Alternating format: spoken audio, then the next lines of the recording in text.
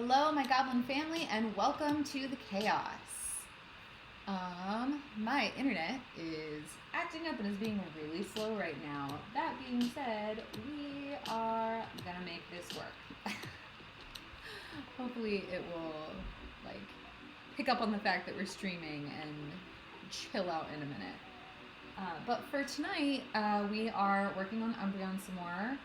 I am mildly hopeful that we will get it finished tonight, but y'all always seem to like to throw me curveballs and be like, nope, we're doing this instead. So, I make no promises. Might be done tonight, might not be done until this weekend. But that's okay.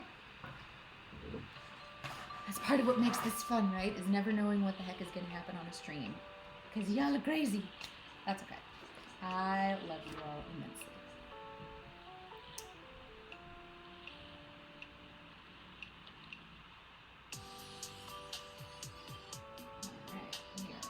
Pulling our first color.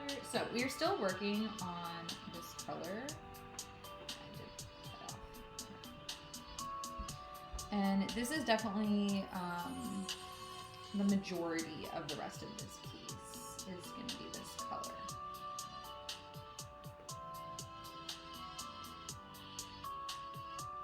Hello again. You watched my last live. That's awesome. Thank you for coming back and hanging out. Seeing you appear on my TikTok every day makes me want to pick it back up. You should, but I know I'm an enabler. I will encourage everyone to pick up stitching, or pick it back up in this case. I like it a lot, so yeah.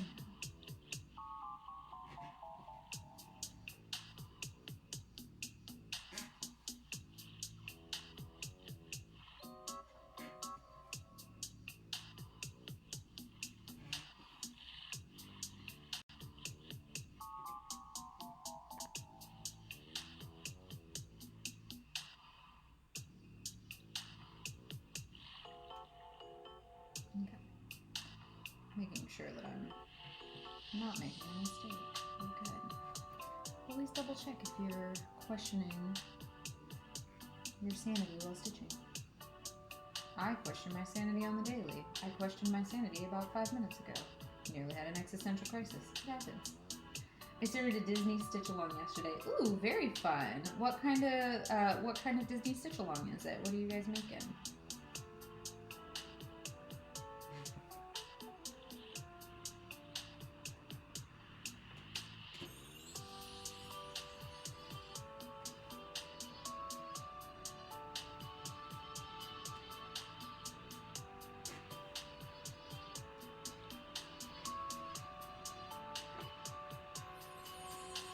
Can't do counted, I would mess up too much. That's okay.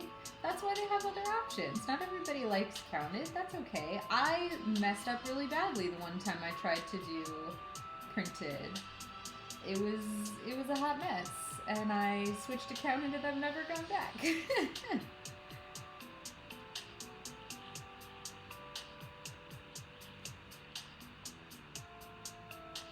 It's a magazine collection. It's a sampler style of all the characters. Oh, very fun.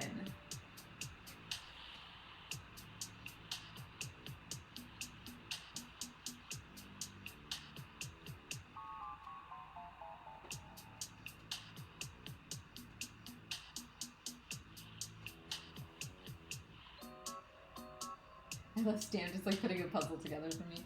Yeah, I could definitely see that.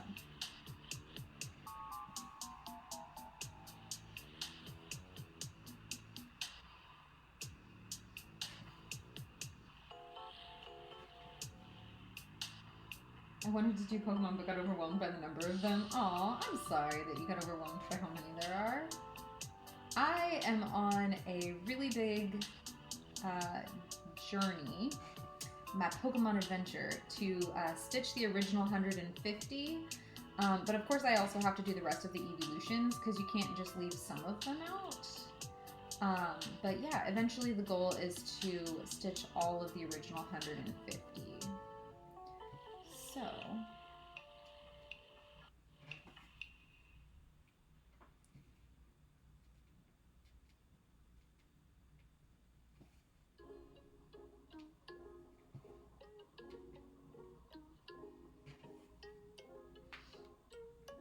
You could do one of the starters. Yeah, that's a great way to get started. Or like whatever your favorite one happens to be, just start with your favorite. I know when I started making my own patterns, that's what I did. I started with my favorite. I was like, I can't decide. And I was like, you know what? I'm going to stitch bull picks first because it will make me happy. And even if I don't stitch any more of them, at least I will have my favorite little buddy.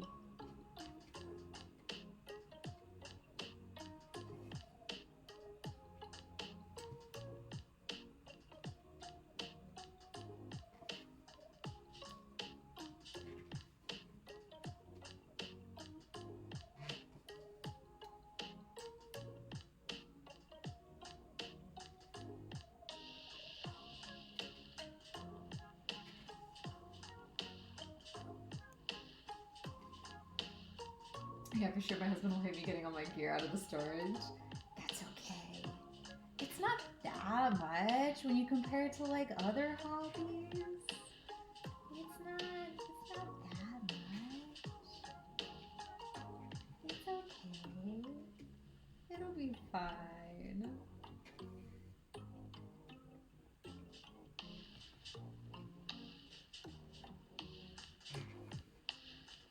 This is the person who literally has like an entire studio space carved out of the downstairs of the house. Don't listen to me.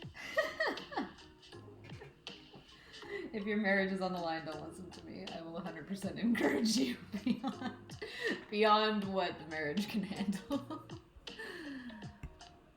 Peach and Honey, thank you for the follow. I appreciate you. It's just a 4x5 unit. It's okay. It's fine. It's fine. I literally have like an entire 8-drawer dresser that houses most of my supplies. But I also, put together kits and things like that. So I need packing materials and stuff like that. And then I have like some extra little drawers on my desk that have some of the stuff I need handy, like scissors and a ruler and things like that. And then I have more art supplies in a closet, which includes some of the other packing supplies I need, like the baker's twine I use and the washi tape I use and stuff like that. So eventually I would like to like condense it all so it's not in quite so many places. So that when I go to pack kits, everything's like here on hand in the same area and I don't have to keep going over to the closet to get some of the stuff.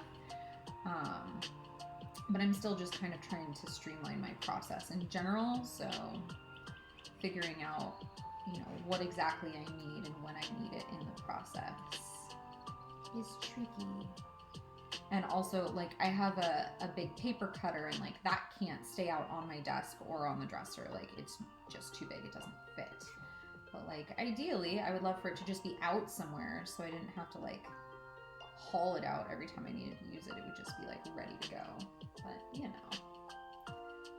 I used to have a one-bedroom apartment and my bed was in the living room. My bedroom was crafting. That is amazing. That's like goals.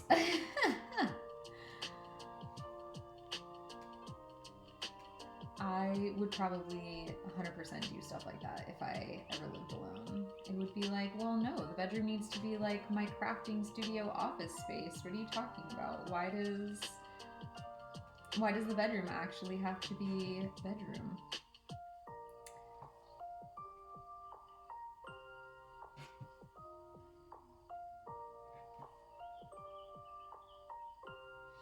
Now we're in a one bedroom together and it doesn't fly. Yeah, probably not. We lived in a 2-bedroom apartment before we moved here with 2 kids. And so, we had 1 bedroom and the kids had a bedroom. And our bedroom also had to double as his office because with COVID, he started having to work from home. So we had to like set up actual office space for him. And then the living room also doubled as my craft space and homeschool space for the kids. Not because of COVID, but because we've actually been homeschooling since the beginning with the kids. And so the living room was also their homeschool space. So it was really, really, really not functional for basically any of us. It was kind of a mess for a couple years there. But we just moved to Maryland, and now we're in a 4-bedroom house. So we have a bedroom. The kids each have their own bedroom now, which is wonderful. And my partner has a dedicated office. But the house we moved into actually has a second downstairs living room. So like there's the main living room upstairs, and then there's like a bonus living room downstairs. And so the second living room became the homeschool space. And then there was like this little nook area that like clearly was a wet bar in the 70s. It's got like all the hallmark traits of this used to be a wet bar. And I turned that into my craft space and my little craft studio. So I kind of carved it out and made it my own. And all my Pokemon hoops are up on the wall behind the dresser where most of my stuff is housed. And over time, I'm just kind of working to make it a little bit more mine. But yeah. It is. It really is. We got lucky. It's definitely got some issues, but it is a rental, so luckily we're not like having to deal with the issues ourselves. We're like, hey, there's an issue with this thing, and you know the landlords take care of it and stuff. We would like to buy our own house, but we're probably still a couple years out from that. But this is definitely giving us an idea of what actually feels functional for us, so that we don't feel like we're stepping all over each other's toes all the time like we were before. So it's been good. Yeah, exactly. From what we used to have to deal with, it is definitely leagues different. It's basically twice the space that we had before, if not more. Plus, we've got a yard now for the kids to run around in, which is fantastic.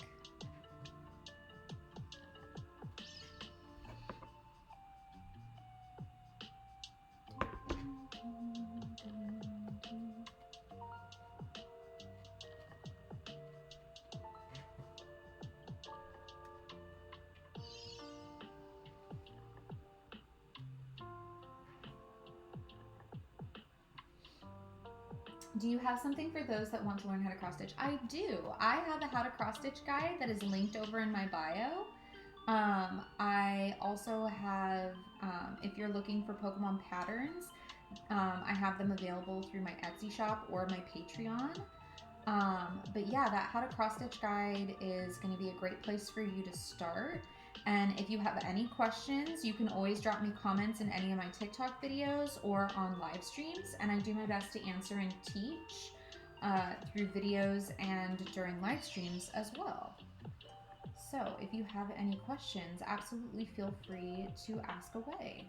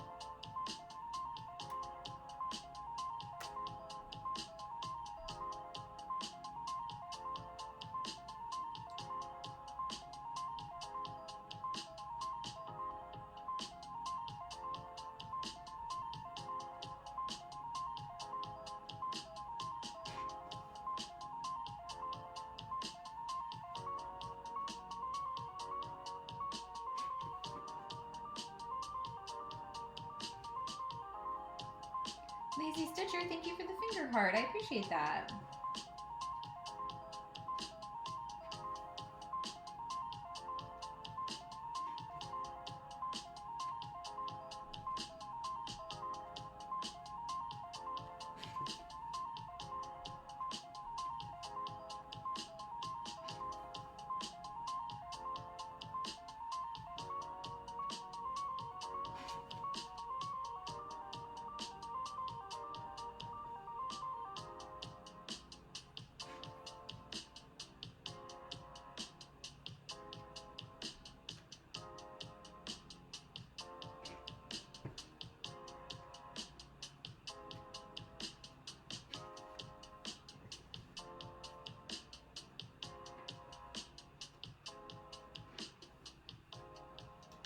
I'll go work on my own work in progress now. Watch you soon. Sounds good. Have a good evening, Lazy Stitcher. Have fun working on your project.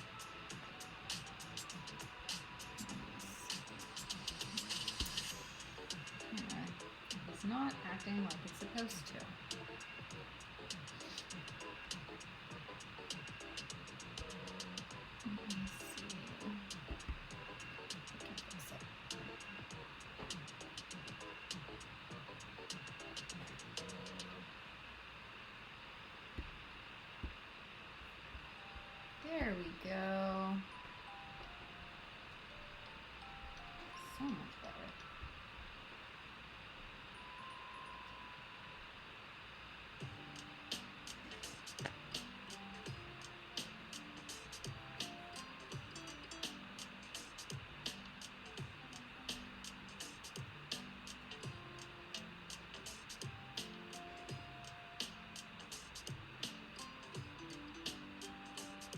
Ashlyn Buckles, thank you for the follow. I appreciate you.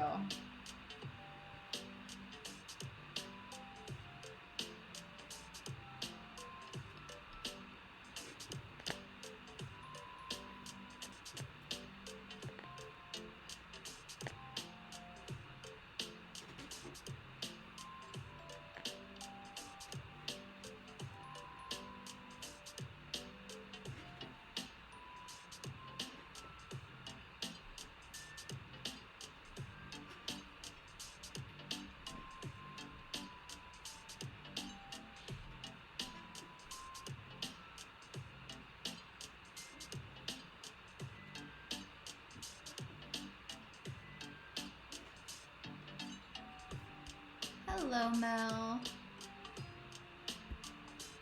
Notes are still on. It is. There we go.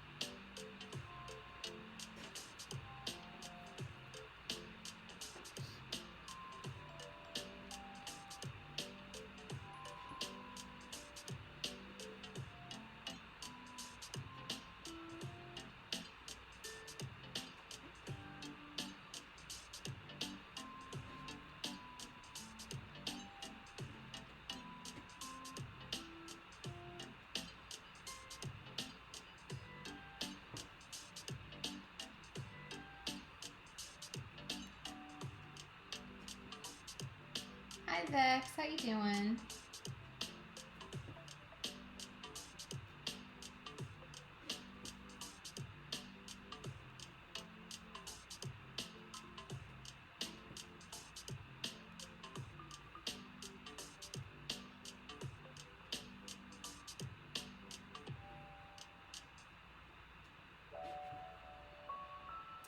I wasn't expecting to see you stream today. Yeah, I was supposed to stream yesterday, and Life thought that it would be really, really funny to just mess up my entire day. So that happened. I ended up being an hour late to my own stream last night.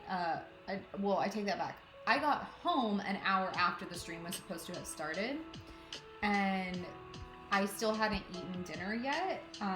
So it was 8:30 my time. I had not eaten since about 12:30 when I had lunch. And so I was very hungry and really annoyed and just kind of over the day. So I figured even if I scarfed some food down and came downstairs and set up and streamed, I probably wasn't in a great headspace to be streaming. So I decided I was just going to take a pass and go try to chill for the rest of the evening and then stream today instead. So today was barely better because the universe is still laughing in my face. But that's okay. I am here. I have eaten, or at least I've eaten more recently. And I am at least mentally prepared for streaming tonight. Which, as it turns out, I was not prepared yesterday as much. Like, yesterday, in the morning, I was ready to go. I was like, I know exactly what needs to happen today. I'm on top of it. I know what the plan is. And all day long, just one thing after another, every 5 minutes, both myself and Brian were just fielding all of the problems from all of the things. Yesterday we ended up having an HVAC person come by the house and a plumber come by the house. Neither of them actually fixed anything, but the plumber left our shower completely torn apart, so we couldn't take a shower. My kids had 2 classes outside of, like, we homeschool, so most of their, like, I do most of their classes, but yesterday, they both had an art class, and then one of them had an evening creative writing class that they were going to. And I was under the impression that the creative writing class was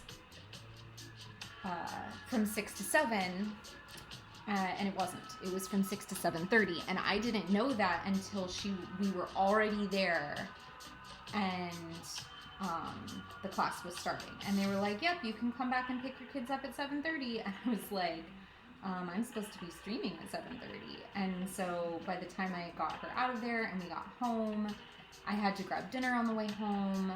It was already 8:30. So it was just a mess yesterday. And then, like, even going over to their art class, they closed down one of the highways. But, like, we were like just about to turn left onto the highway, and the cops, like, pulled over and they stopped in front of us, and they're like, "You can't turn."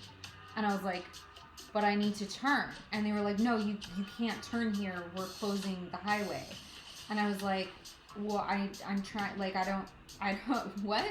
Like, I'm following the Google map." And he was like, "Well, you need to turn around and take the back way."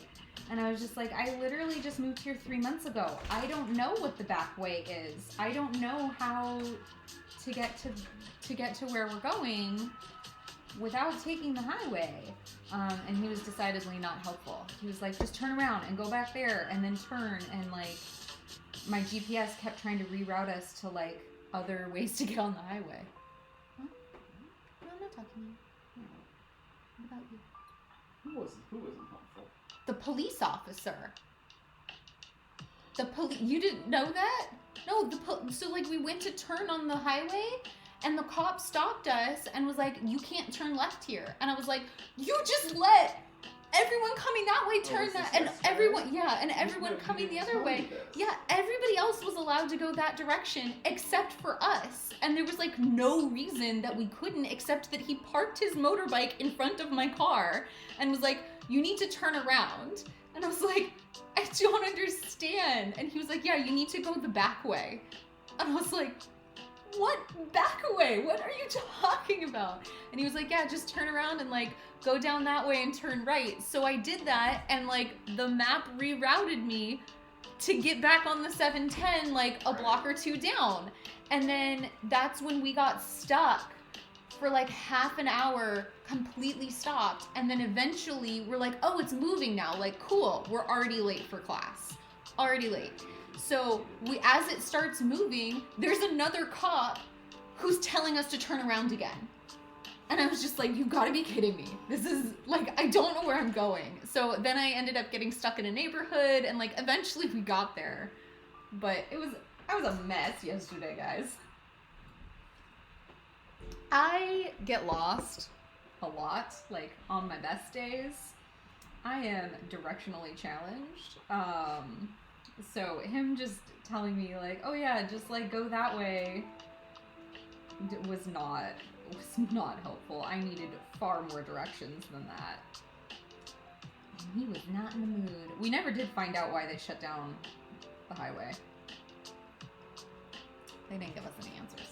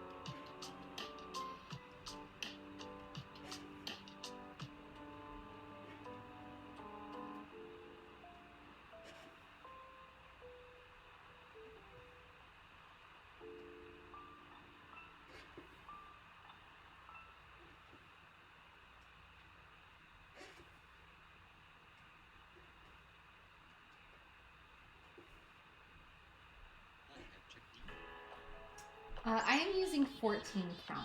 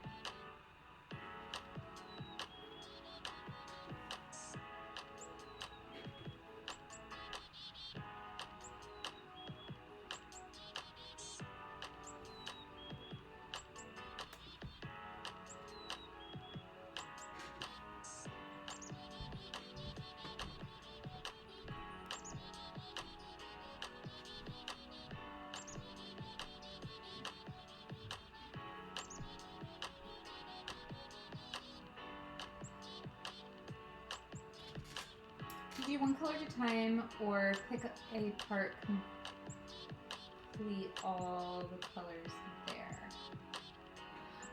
It depends. When I am stitching live with you guys, I tend to stitch all of one color before I move on. When I am stitching just by myself, I will usually start at one side and work my way across the piece, stitching one at a time. But I do sometimes do other things depending on like how big of a piece it is or things like that. So I'm currently working on I'm working on an alpha testing for a bookmark pattern that I'm putting together, and they're little Pokeballs. So this one I'll work one color at a time rather than working all the way across, just because they're so small. But the bigger the piece is, the more likely I am to work my way across, so that the colors are touching as I go. It means I'll make less errors typically because the colors are like smushing up against each other. And if I do make an error, I'll catch it earlier. If I do all of one color all the way across the piece, I'm having to count gaps a lot more, and so I'm more likely to make a mistake. At least that's what I find for me personally.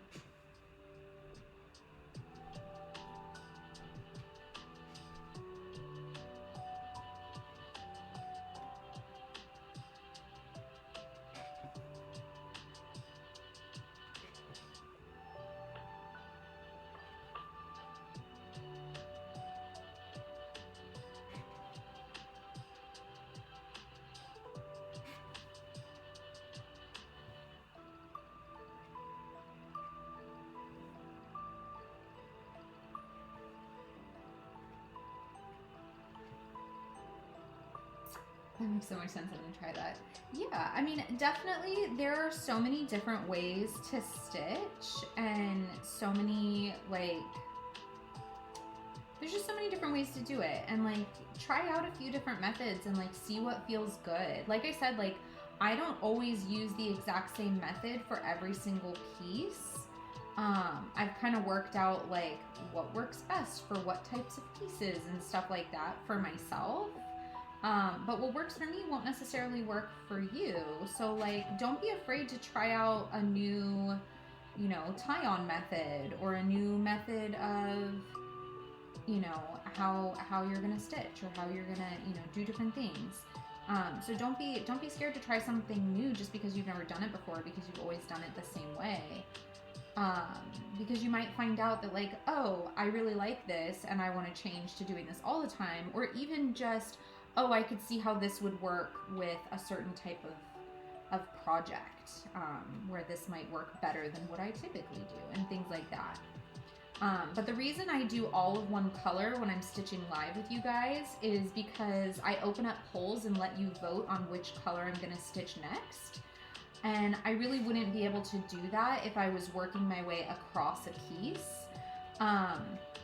I have worked my way across the piece on lives before. I did it with Leafeon. And it just, I felt like it wasn't as much fun without that kind of interactive element with you guys. So that's why I don't do it on the lives, even if that is typically how I do it. So, like I said, like, I got reasons. I got reasons for why I do things a particular way in different scenarios. But there is no right or wrong way. It's one of the great things about cross stitch. There's no right or wrong, there's just what works for you.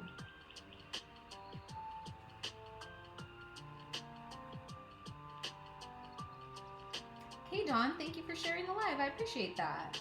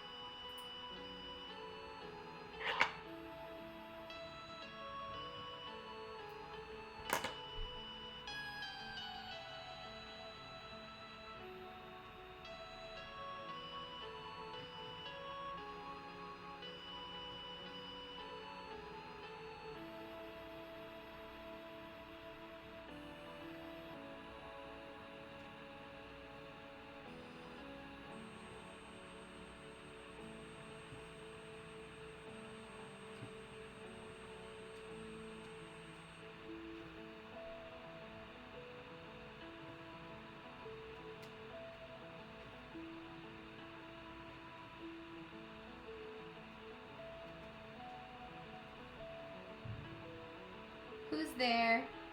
Rose said knock knock. Knock knock. Who's there?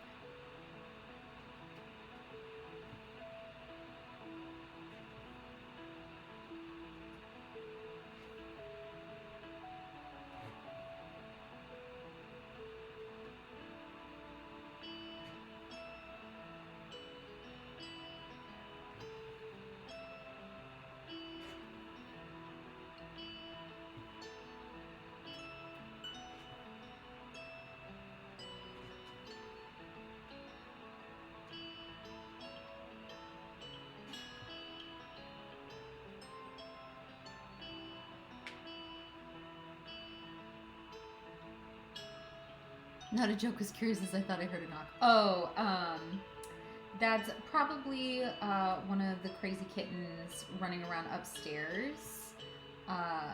When they leap off their cat castle, it's actually kind of loud down here. And they didn't follow me down here tonight. Well, they did for a moment, and then they like ran back upstairs. So they're hanging out upstairs right now.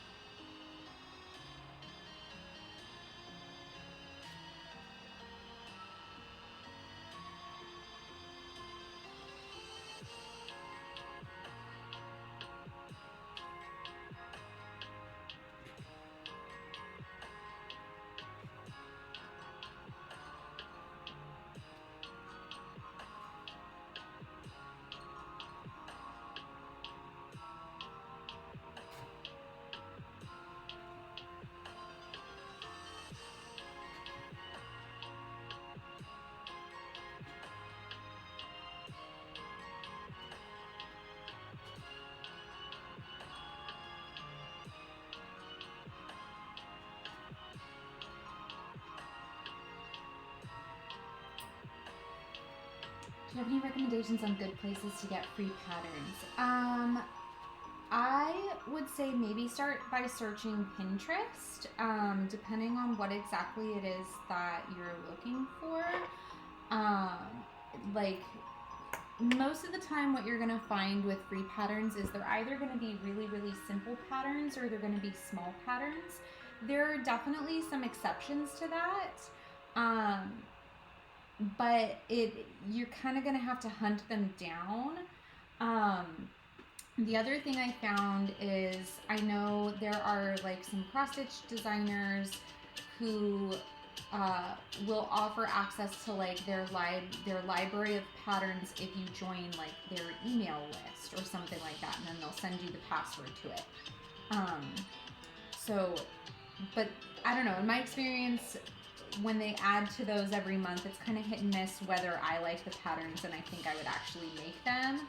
So usually, like, I've been kind of disappointed with a lot of those in the past. But yeah, I would say that that's probably your best bet to start with, is by searching Pinterest specifically for, like, if you're looking specifically for free patterns, like free cross stitch pattern of the moon or of a frog or whatever the subject is that you would like to stitch.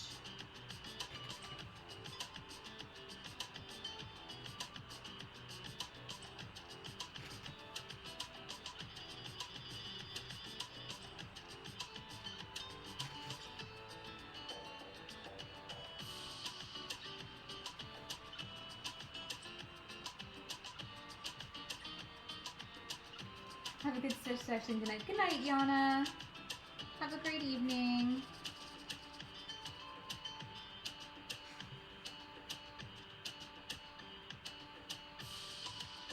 Yeah, no problem.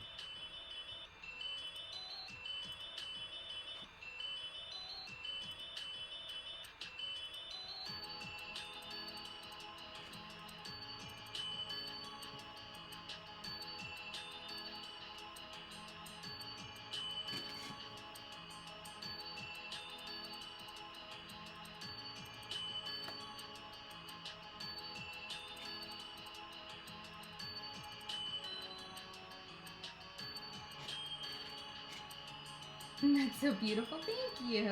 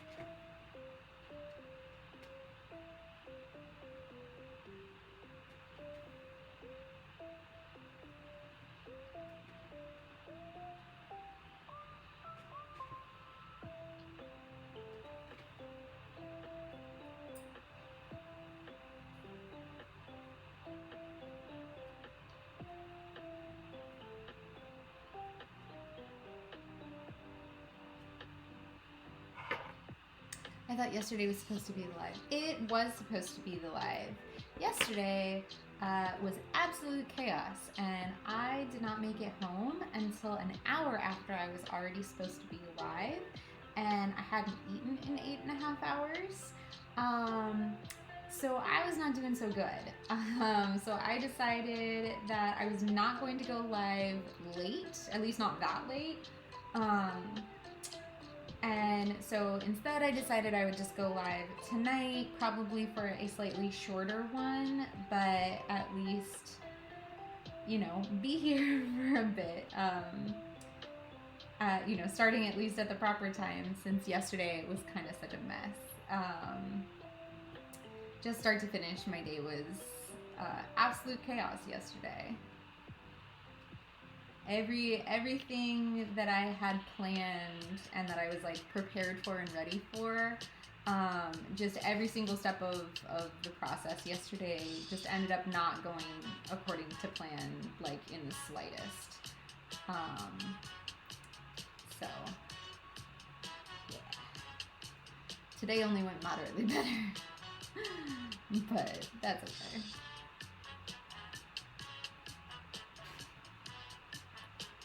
We all have days like that.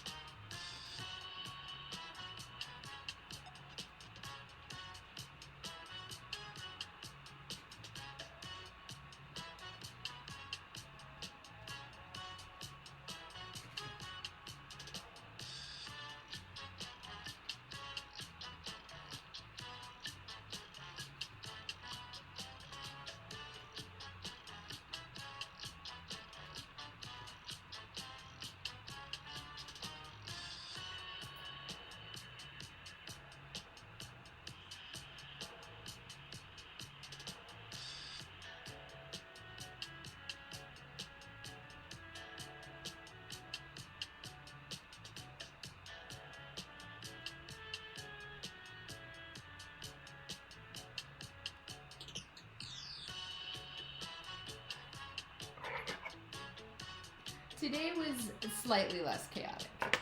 It was still a little bit just kind of all over the place, but definitely not as chaotic. Definitely didn't have as many wrenches thrown into the middle of my day, although there were still a couple. I think one of the biggest ones yesterday was our shower. It's the ongoing struggle of this stupid shower. So when we first moved in, the hot water knob, like you would spin the knob and it would just free spin and it wouldn't actually turn the water on. So that was super fun. Sorry, I needed a sip of tea. So the hot water wouldn't turn on, but there was a screw in the middle of the knob. And so we ended up using a screwdriver to turn our hot water on and off. Like we just kept a little tiny screwdriver in the shower, and like that's how you would turn the hot water on and off, was with the screwdriver. And so we called a plumber out and we were like, hey, like, you know, this thing is stripped, obviously, like it doesn't work properly. Can you please fix it? And so he like took it apart and he like supposedly fixed it. And it was like, cool. And it worked for about a week, maybe 2. And then it stripped again. But when he had replaced it, he had replaced the knob on it. So it no longer had that screw head in the front of it.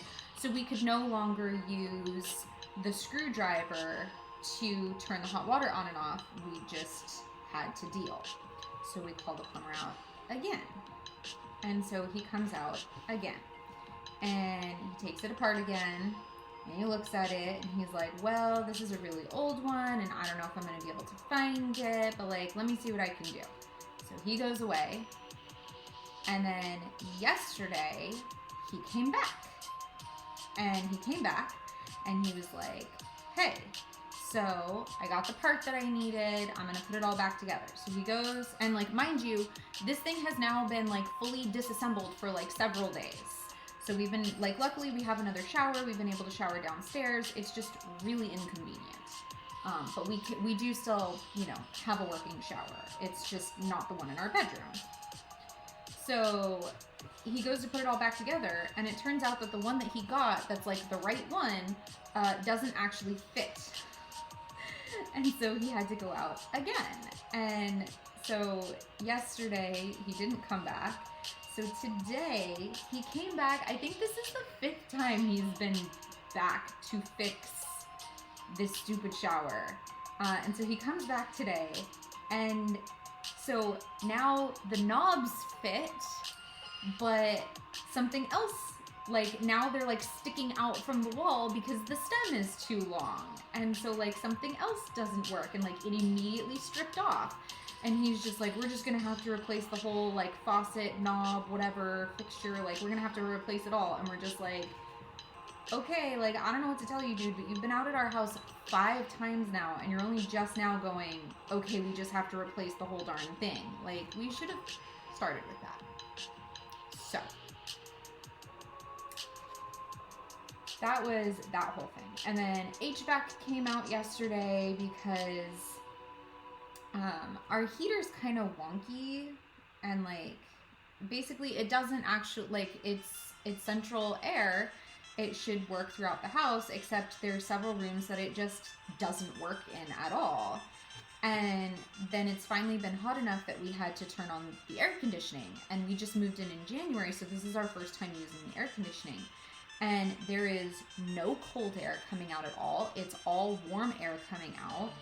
And so it's not actually cooling the house down. And then the rooms where the hot air was coming out have the warm air coming out now when you turn the AC on, but the rooms where the heat was coming out before with the heater on are not getting any air coming out when the air conditioner is on. So it's like a whole freaking mess, whatever is going on in there. So he comes out and he's telling us like, oh, it's gonna be your actuator or something. I don't know what the word is. The attenuator, it starts with an A. It needs to be replaced, and that's going to be like $350. And then he goes, you also don't have any Freon, like it's all gone. That's going to be like $2,300. And we're just sitting here like, okay, but like the landlord's going to cover this, right? And he was like, well, I don't know. I got to get on the phone with them and find out. And I'm just like, okay, you do that, because like we just moved in here. I shouldn't have to pay $2,000, $3,000 to be fixing an air conditioner and a heater that like aren't, like, I did nothing to break. And so, but then he was like on the phone with everybody, and he was just like, by the way, like this system is so old that like it's just gonna start giving more and more and more problems. Honestly, you should just replace the entire system. So my guess is that's gonna cost the landlord like $10,000 to $15,000. Like HVAC systems for central air are not cheap, but like it needs to be replaced. He was like, look, it's all rusted through here, and like it's not leaking yet, but like it's only a matter of time. And I'm just like, oh my lord, like, and like being where we live, like you can't not. Cheers, Kaley. I'm drinking tea. That's what you get for hydrate. That is actually the first redemption at all in this entire stream. So it's been extremely mellow and quiet in here tonight so far. So the other thing that he said is apparently the heating element or something to do with the heater is completely broken. And so we were like, well, what's been heating the house? Like, what were we using? And he was like, oh, that's the emergency, like, backup system. And he was like, how much was your heating bill? And we were like, oh, our electric was like $400 when we, like, the first month that we moved in. And he was like, that's why, because it's running off of emergency mode, and it's basically just eating through your electricity. This needs to be fixed because your electricity bill should be like half of that at least. And we told him, we're like, yeah, we lowered, like we originally had our heat on to like 72, and we lowered it down to like $68, and our electric bill dropped to like $270. And he was like, it should not be that high. It should be half that amount. Like this needs to be fixed. So cheers to that. Hopefully it will get fixed soon, because I would love to have a lower electric bill. That would be fantastic. All right, we're gonna be finishing up a Pokemon hoop. Rose, what size are we finishing up? We have 4, 5, 6, and 7-inch hoops. And even though I pulled Gyarados out, I did not iron him. I didn't even think about it. Didn't even cross my mind. I saw him once sitting on my laptop, and I was like, I should do that. And then I was like, I don't have time right now, and never thought about it again. So my thought to like pull him out and set him somewhere obvious so that I would see him and remember. Did not work. Okay, we're gonna do a 7-inch hoop. All right, let me do some highlighting, because we actually just finished up that color as well, I believe. Which means we're down to our last couple colors for this piece. We're almost done. Okay, hold on. I need to do one more stitch of this color. And I just need to do it, because otherwise it's gonna bug me, because it's just a single stitch. But it was like not touching anything else, so I missed it. Part of why we highlight, folks, so we don't miss stitches. Ah!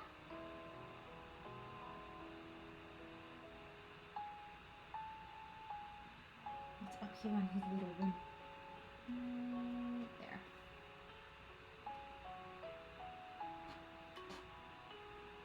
Is August down there? Oh, the babies are down here. I thought the babies were upstairs.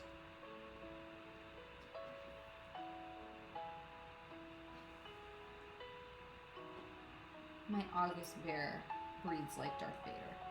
He's like... We've had him taken in several times to see if he's got like something respiratory going on or something, and the vet's just like, nope, he just breathes really loud. Okay. My wackadoodle cat. My sweet boy. Alright, that goes over there. Okay. Finish highlighting, Elle. Focus. Okay, now I can highlight that little. We did up here. We did the rest of this ear. Did that stitch get done? Yes, it did. I don't know why that's not highlighted. There's another one down here. Okay. Right there. And there. Across the top there. Gosh, this color. There's a lot of this color, y'all.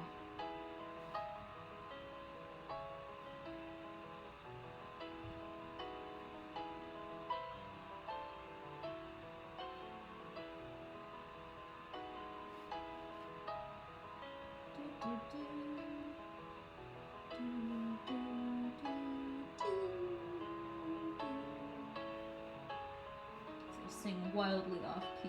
Ignore me.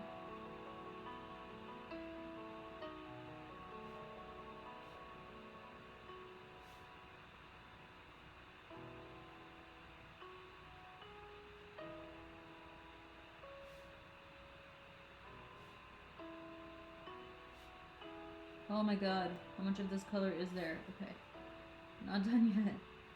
Holy cow. Almost there. Almost there. One more. Okay. There we go. Good. 7-inch hoop. Here we go. Okay. That gets set over here. Here's all the hoops we finished last time that I still haven't hung up yet. Don't judge me too harshly. I cried a lot this week. One of those weeks, y'all. It's only Thursday. Tomorrow's Friday. Cheers. I was gonna say it's only Wednesday, but it's not Wednesday. That was yesterday. I missed Wednesday.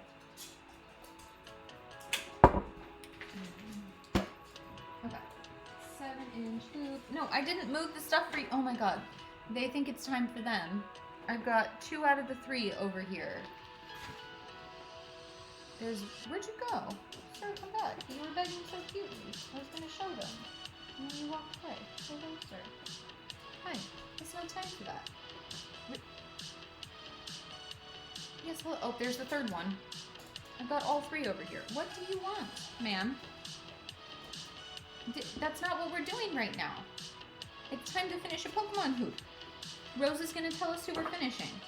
We've got Zapdos, we've got Fearow, we've got Kingler, Muk, and Pidgeotto. So, who are we finishing up today? What, baby? Ow! I'm shoving my arm out of the way. Goodness. I vote you give them one for being good critters. So they get them when people on Twitch redeem for them, but we have a limited number of redemptions so that they don't get sick. So I don't give them any extras so that I don't encourage this type of behavior where they're mobbing me right now. Zapdos burb. So many burbs. I have a lot of like big burbs. Ah! Oh my gosh, I attacked the phone. I'm so sorry. Ooh, I wonder if I have any more 7-inch hoops left. That would probably be good to know. You look great. Are you a 7-inch hoop? I need to, reconvene. I can only ever say Muk. You have to shake your fist. What, who, us? No, never. Mob, nah. You're a mob. You're a crazy mob, all of you. I see. Oh my goodness. Okay, I need to like turn this so you can like see. She's like getting prancy paws over here. What do you need? You need to be in my lap. Okay, come here. If you're gonna be good. Are you gonna attack me? Yeah, you're gonna just, oh god. Hello. You're gonna kiss my face, aren't you? Please don't lick my face. Hi. Hello. This is what I'm dealing with, y'all. Can I? Ah! I don't know if I can turn this. This is her.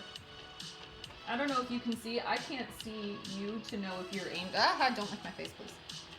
I can't see if you're aimed at her or not, but she's right in the face every time. Can I help you? Okay, you're gonna get down now. Great. Can we go back to putting this bird in hoop? Can we do that? That sounds fantastic. Puppy cuddles. She is the cuddliest. Alright. Yeah, that's a 7-inch hoop. We're good. Okay. I need to take stock of my hoops and see if I need what I need.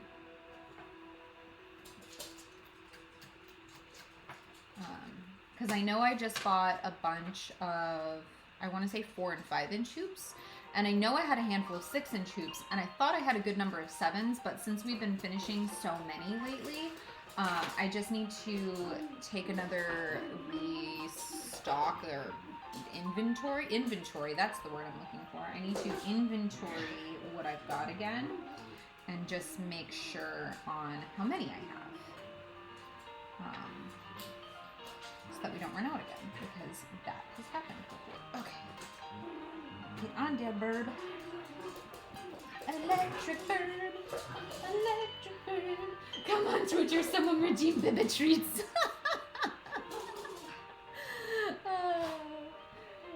All of the chaos. I've got Wendy Franks over on TikTok encouraging everyone on Twitch to be their chaotic selves. They don't need any encouragement, I assure you. It is a rare night that they don't use all 3 of the baby treat redemptions by the end of the stream. So, oh look, there it is. From Kaley. Alright, Kaley, as soon as I'm done hooping up Zapdos, we will redeem the baby treats. And I know it sounds really aggressive in the background. I promise you that is my dog playing with my little boy cat, and he just stands there. And Wendy Frank says, thank you, Kaley. He literally just like stands there or rolls over when she starts acting like this. And like she's just loud because she's trying to tell him how she wants him to play. But he's a cat. And he doesn't get it. She wants him to run away so she can chase him. Because she thinks that's fun, and he does not. So he just stands there and stares at her, or rolls over and stares at her. It's... Where are my scissors? I put my scissors somewhere. Where did I put my scissors? They were over on the table, weren't they? Because I don't think they're in the box. They're not in the box. Dang it! Okay, I gotta go grab my scissors. I misplaced them. I didn't misplace them. I was working on this earlier. So I had them where I shouldn't have had. I had them over at the couch instead of leaving them at my desk where they belong. Please, ma'am. Chaos Minion of Darkness, Little Void, do not get into trouble down here. She's under my desk. She just hides under my desk and just gets into stuff. Always. Where did I set my scissors? Here they are.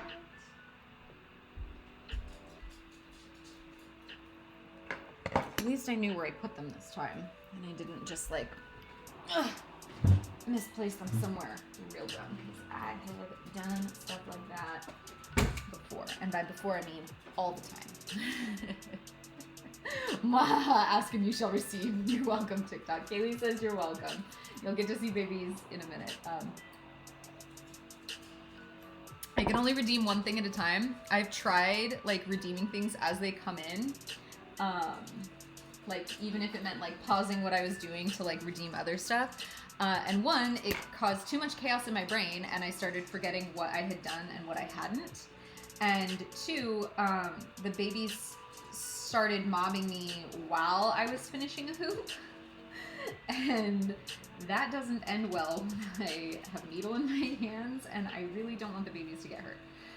So I decided that the safest thing for everybody involved, because there were definitely claws,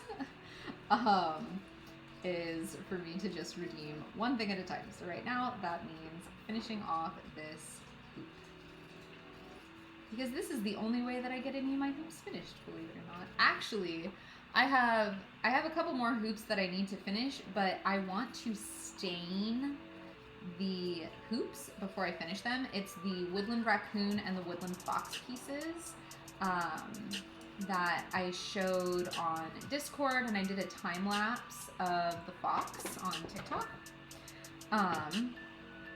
But I want to stain the hoop before I finish it off. So it's not, haven't done that yet.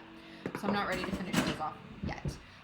But those I want to have finished for my partner's birthday, which is next month. I still needed those out. Why did I put them away? Need these. Okay. So I do a loose, like I rehoop it, make sure it's like, you know, centered-ish. It doesn't have to be perfect, but why do you have a fuzzy on you, Zapdos? What's with you guys and the fuzzies? You just collect them. So then I cut a loose circle about an inch or so out from the edge. It's not perfect, like it's a little closer here and a little further away up here. It's not a big deal. It just has to be kind of close. So the next thing I'm gonna do is I'm gonna go and cut these little snippy marks like this all the way around. About every 1.5 inches or so around. If I was working with a smaller hoop, I would cut these little tabs a little bit smaller, about every inch or so. And if I'm working on a much bigger hoop, like a 9-inch hoop, I'll cut them closer to like 2 inches big.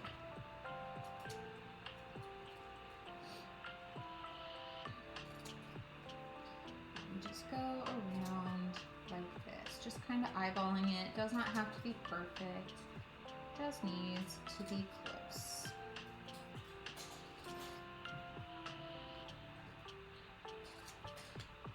Just keep going all the way around. Round and round and round we go.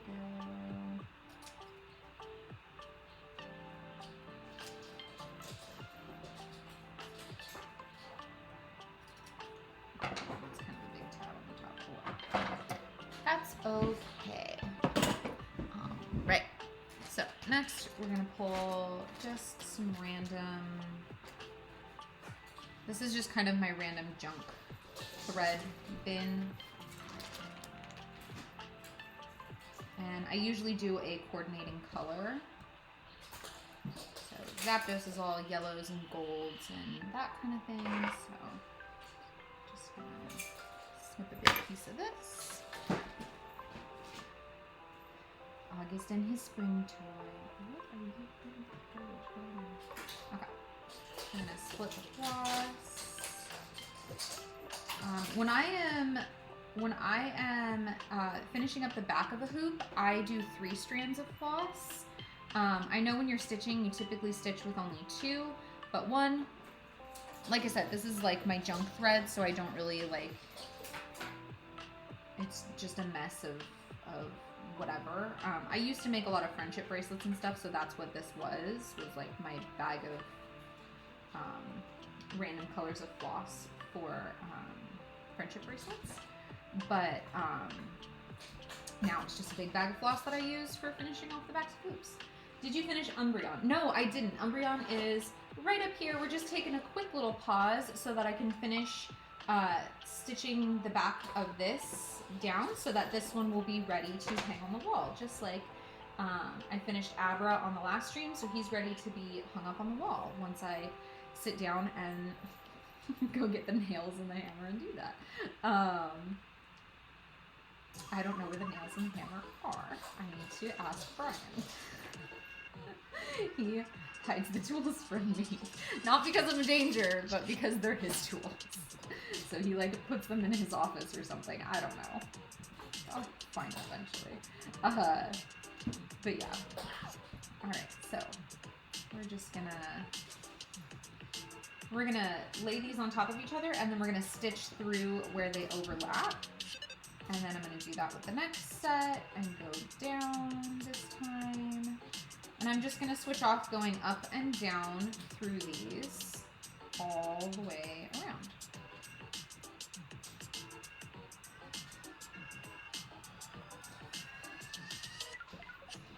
Make sure you pull it nice and tight in between. And then, excuse me, sir, what are you getting into now? Nothing? Oh my goodness. Did you lose your toy under the desk? Did you find it again? Were you able to get it out? You did! Good job, buddy. I know that wasn't easy. He's doing like gymnastics to try to like fit his upper half of his body under the desk to get his spring toy out. He's so darn cute.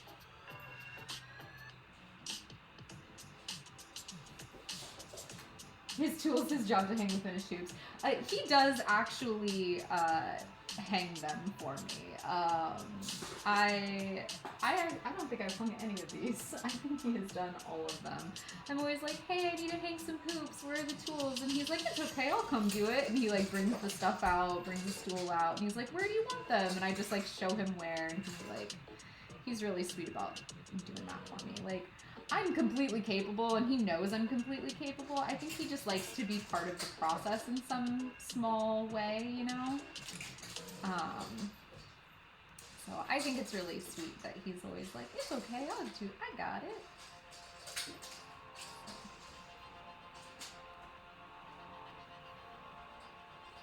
Even though I could do it, and it would probably be quicker if I did it, because I would just like know where I want to hang them and not have to try to be like, I think I want it over here. Like, that's okay. It's a nice little like thing that we do together. Hanging them up and placing them. It was so sweet too. So the plumber was here yesterday, or not the plumber. The plumber was here yesterday. But when the HVAC guy was here yesterday, he was downstairs, messing with the HVAC system, and so he happened to see my studio with all of the Pokemon hoops on the wall, and he was like, "Oh my gosh, this is so cool! What is this?" And Brian was like, oh yeah, my partner makes those, that's her job. She like designs them and makes them and stuff. And he was just like, oh, that's so cool. What is this, knitted? And he was like, no, it's cross stitch. But I wasn't at home at the time. And he was like telling me about it later. And I was like, oh, it's so cute that you were like hyping me up to the HVAC guy. Like, you're so sweet. And he was like, of course, like it's so cool what you do. Like, I love you so much. I'm like, oh, you're the best. Get a partner who's gonna hype you up to the HVAC guy.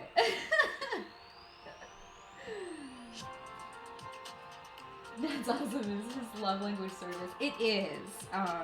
It definitely is. And so knowing that about him,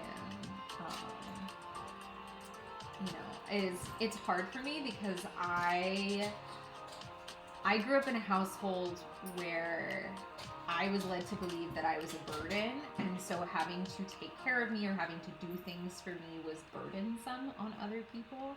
And so learning to let someone take care of me and let someone do, little things for me, nice things for me, things like that has been real hard.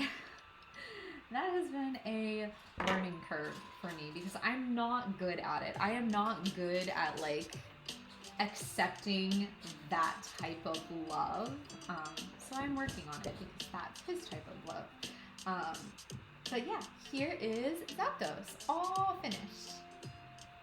So he will get added to the wall as well.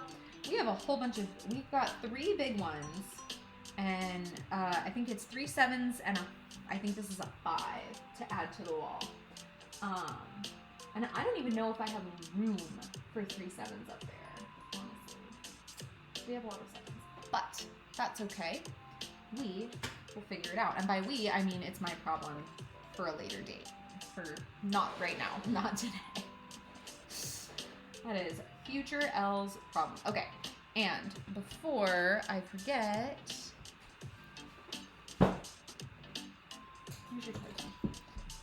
Move this. Move this. Hopefully you guys on TikTok can see. Time for treats. Hi, babies. Oh, I got one in the lap. There's one for Old Lady Clover. Hi, August. And Wednesday. I got 2 kitties in the lap. They're over here, guys. Hello. Okay, out of my face. Oh, please don't eat my ring. There's for Wednesday being such a sweet girl. August, you were trying to eat my ring, and you are all up in my face. Okay, you can only have one. I have tried giving them more than one during a treat thing, and every single time they get aggressive. Immediately they start biting. So we have learned that they get one at a time, and that is the way to keep them from attacking me. That is the only way. So, one it is. And then in a little while, another one. August Speedster. Burb. Yes, we finished the burb. Okay, back to Umbreon. So, for those of you who are over on TikTok, I know you guys haven't gotten to participate yet tonight because it's been all redemptions from Twitch, but it is now your turn. Fluffy Chaos Gremlins. They are. Every last one of them. So for those of you who are over on TikTok, oh God, there's a dog in my lap now. Hello. Hi. Hello. What you guys get to do is you guys get to vote in the polls. So let me open up a poll real quick, and you will get to vote on which color I am going to be stitching next. Now, we are almost at the end of this, as you can see, so there's only 2 colors left. So you are going to get to vote number 1 or number 2. Number 1 is going to be this dark chocolate color, and number 2 is going to be this pale yellow color. So the dark chocolate is going to be some of these outliney bits that seem to be missing, and the yellow is going to be filling in the rest of his little yellowy bits. So number 1 and number 2, you can click on the little button down at the bottom for the poll, and my dog is sticking her snoot where it shouldn't be. Hello. Look, their dog snoot. Hi. Yes, I love you, but please don't lick my face. Feels. How about I drink some? No, don't lick my chin either. I'm gonna drink my tea. Leave my tea alone. My tea. Okay. You're laying on it. You're bumped up against. This is not gonna work. Clover, this is not going to work. I love you. Yes, I love you, but don't kiss me. Umbreon's looking awesome, so close to being done. I know, we're so close. So close.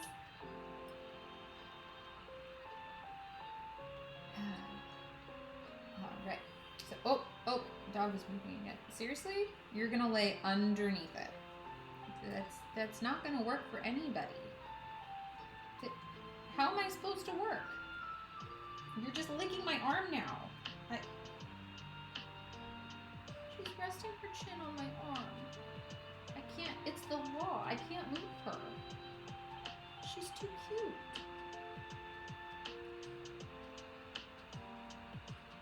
What do I do with this? Look at this. She's resting her head on my arm. Oh, it's okay. You're okay. She's not OD. Poor baby.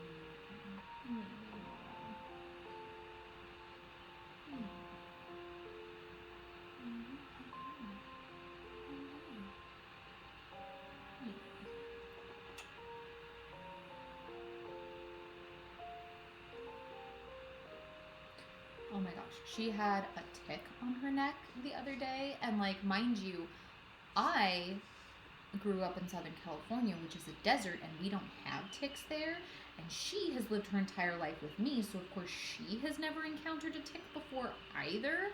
This was a whole, like, freaking experience for both of us, let me tell you, getting it off of her. She was not thrilled. Okay, so 75% of you voted for, I missed it. Let me open the poll back up again, I forgot. 75% for color number 2. So that was the yellow color. So we are gonna, stop licking me. You can stay on my lap as long as you're not gonna get in the way. So as long as you let me do my stitching and you don't create problems, then you can stay here. Otherwise, you'll have to go to your bed. Can you be good? She still has her chin on my arm. This is only mildly. How did we get it off her? I had to completely swaddle her in a blanket, including like covering her head. And then like just hold, luckily she's small. She's only like 12 pounds. And then I had to like hold her entire body like so that she couldn't writhe around. And then my partner got tweezers and like got it off of her, but like it was on like the underside of her neck, like almost under her chin.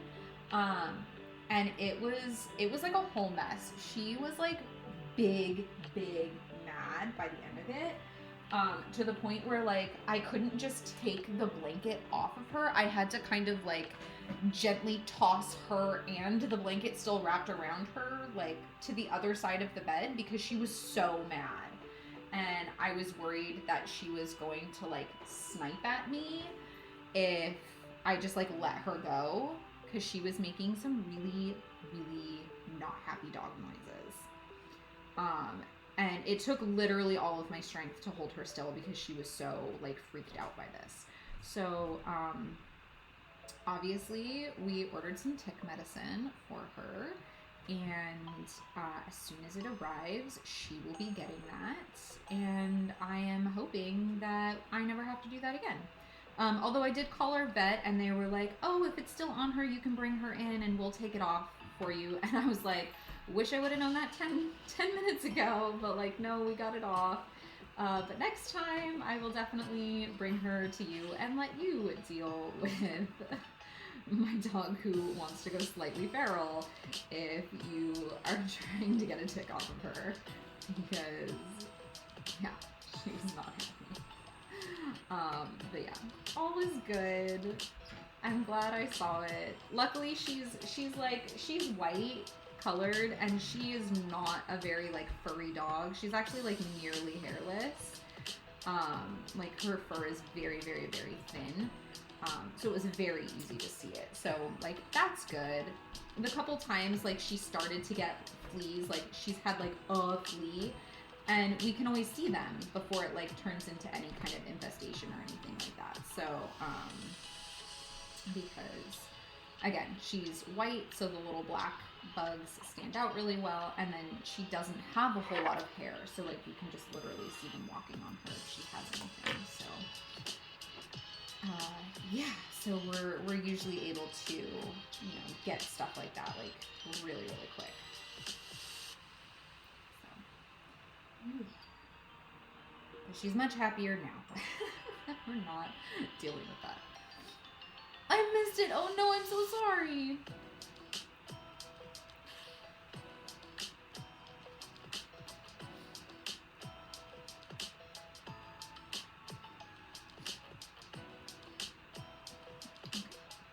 Remember I told you you can stay in my lap as long as you're not in the way.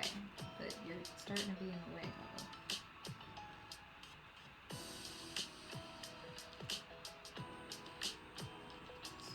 This is a very judgy Umbreon. I feel like there's a lot of judgment emanating from its face. I need to get like googly eyes and like put them on top of its eyeballs while I work on this.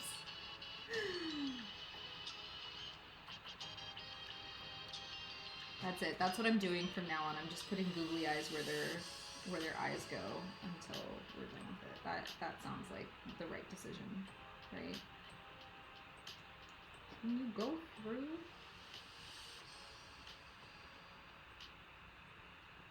There's like a knot right on the other side of the fabric, so I have to weave my way around it.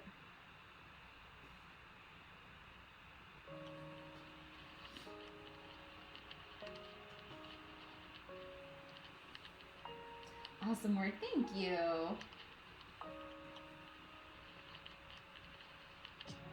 So Elizabeth, thank you for the hand heart. I appreciate that. Googly eye Pokemon needs to become a thing. Oh my god. It's like the new version of Ditto when, like, in the anime, when the one Ditto, like, couldn't transform the eyes to be right. It, like, did everything but the eyes, and it was just like, now we need googly eye Ditto. I have a Ditto up there. I should put googly eyes on it. I think it needs to happen. I feel like I had a big bag of googly eyes somewhere, and now I don't know where it is. I don't even know where I got the big bag of googly eyes. The Ditto faces. Yes. I don't even know where I got the googly eyes. Dang it. That's what I should have done for April Fool's Day, is put googly eyes on all the ones on the wall. My kids would have thought it was freaking hilarious. So Elizabeth, thank you for the follow. I appreciate you. And Robin Hood, thank you for the follow as well. I appreciate you too.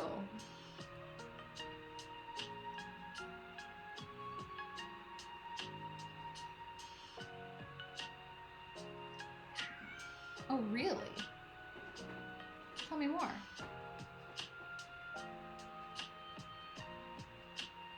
Okay, Clover, you can't squirm.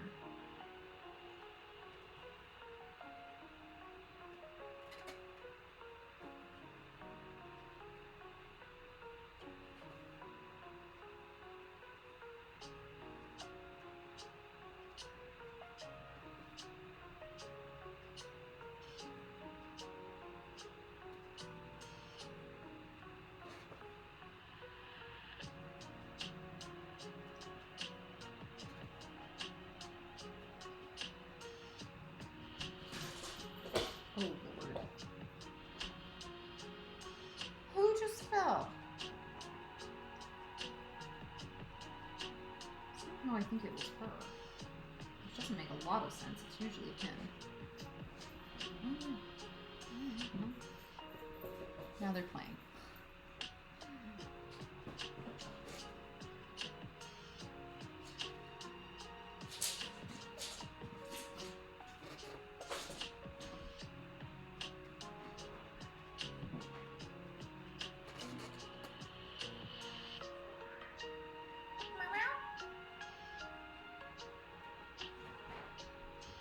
Really? Tell me more, sir.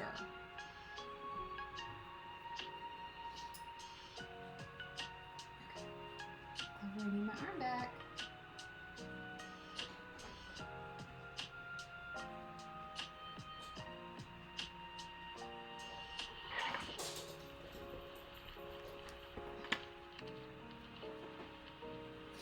I swear I keep getting like cat fur or something up my nose. They're shedding because it's gotten warm. There's just cat fur in the air. Don't worry, guys. I'm only mildly allergic to cats. Why did I adopt 2 of them? Because they're adorable and they were homeless.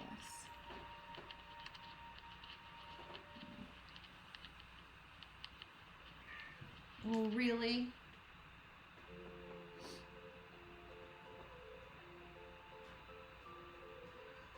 Tell me more, Bubs. No, don't knock their papers over. That's rude. My kids left some of their schoolwork all over the table. When you find your googly eyes, you should put them on random things or you teach the kids. I have threatened my partner.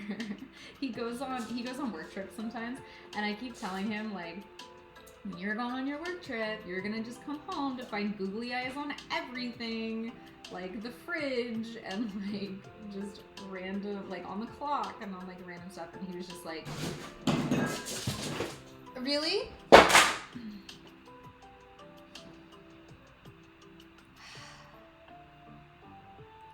The twins are chaos. Absolute chaos. And by twins, I mean kittens, not humans. Yeah, so I keep telling him, I was just like, I'm just gonna googly eye everything when you're gone. And he was just like, if you love me, you will not do that. If you want to continue to be my partner, you will not do that to me. And I'm like, I know, why do you think I haven't done it yet? Because I know he would not find it as funny as I would.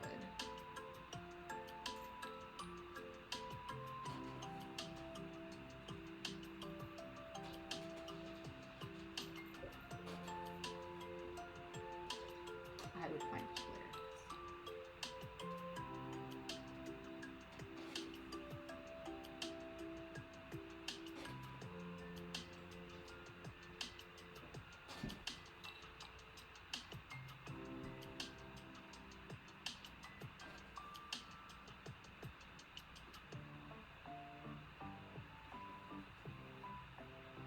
Okay, Clover, you're in the way again. You gotta move your head. It can't be over there, because then I almost poke you.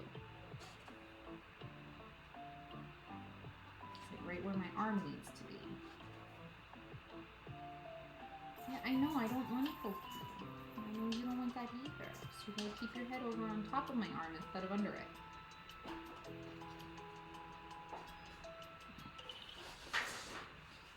Really, guys? Asperger. These babies think they're so funny.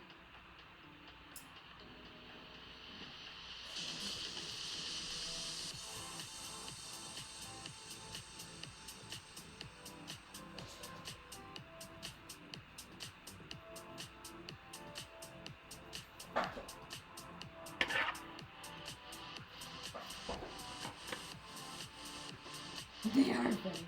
I can't see that far. I'm wearing my reading glasses, so anytime I like look up to try to see what they're getting into, like What are you eating? Hey! Psst. Sir! Good, leave him alone. No, it's not gonna hurt him.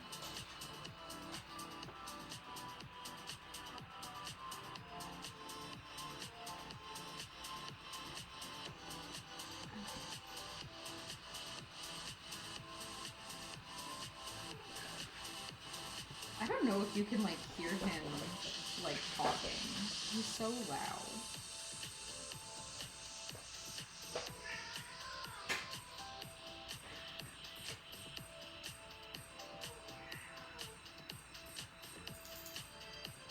You're not a quiet boy, are you?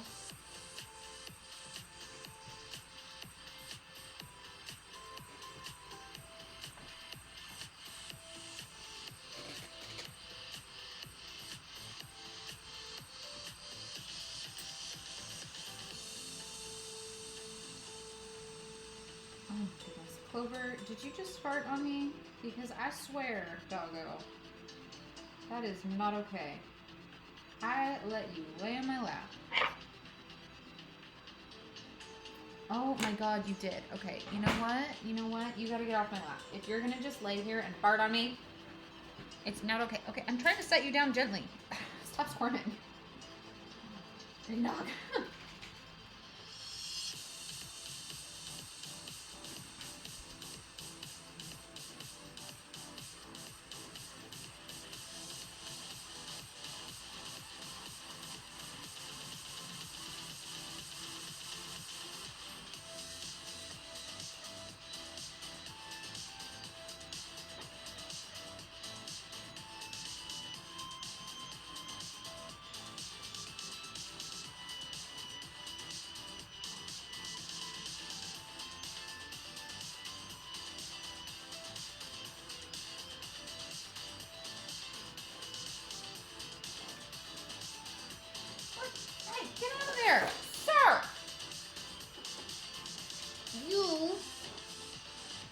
Mr.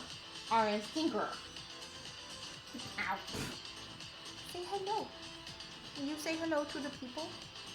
He's like, no, thank you.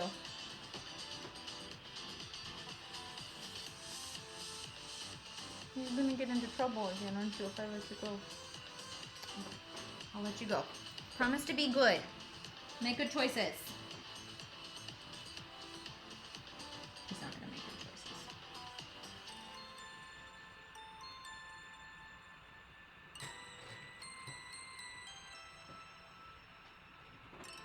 Dude.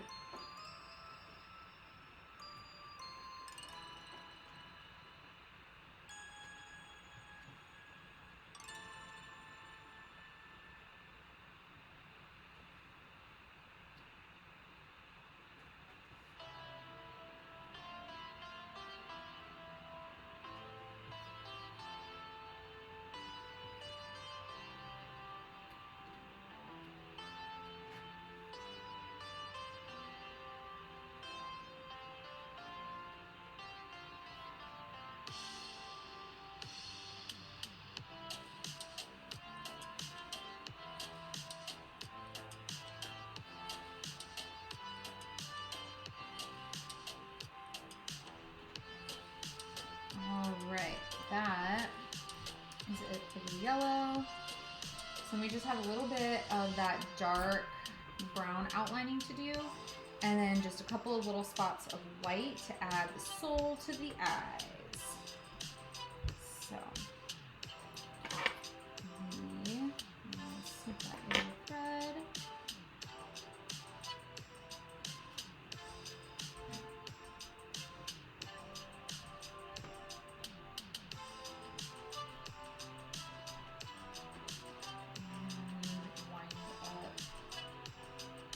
Excess that we've got.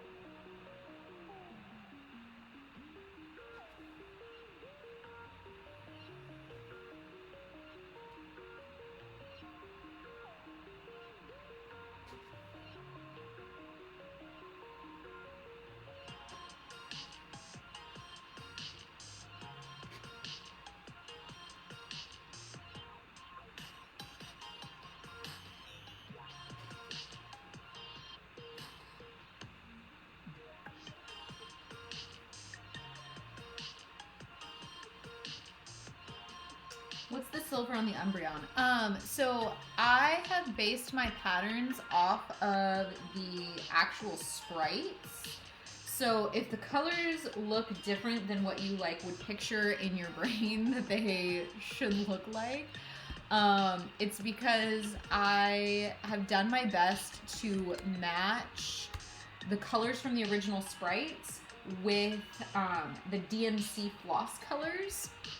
And because of screen resolutions and actual floss color variation and stuff like that, sometimes it is a tiny bit off.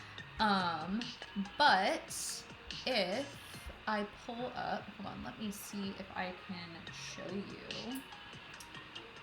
I'm gonna remove the phone, so close your eyes if you get motion sick.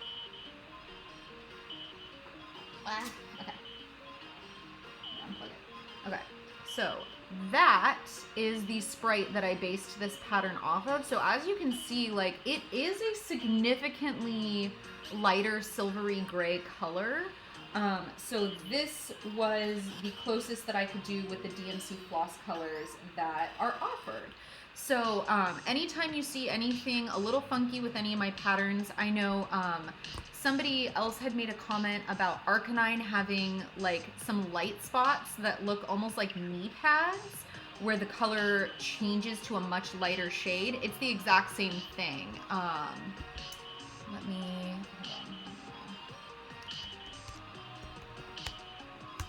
See if I can pull up the Arcanine sprite so you can kind of see what I'm talking about on that one as well. Show me the Arcanine boy.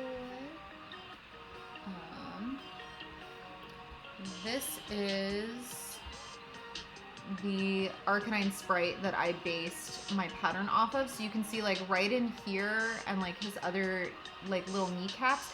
He almost looks like he's wearing knee pads or something. So on the cross stitch, you're like, oh, that looks off. But then like when you actually see it side by side with the sprite, I did try to keep it as true as possible to what the sprite was. So that is kind of always my goal with these. Even if like, you know, first glance, you're like, oh, that's a little odd. And then, yeah. But yeah, so it's sunlight off of his back. And that's, you know, I feel like that's pretty true and accurate to what the sprite looks like. But yeah.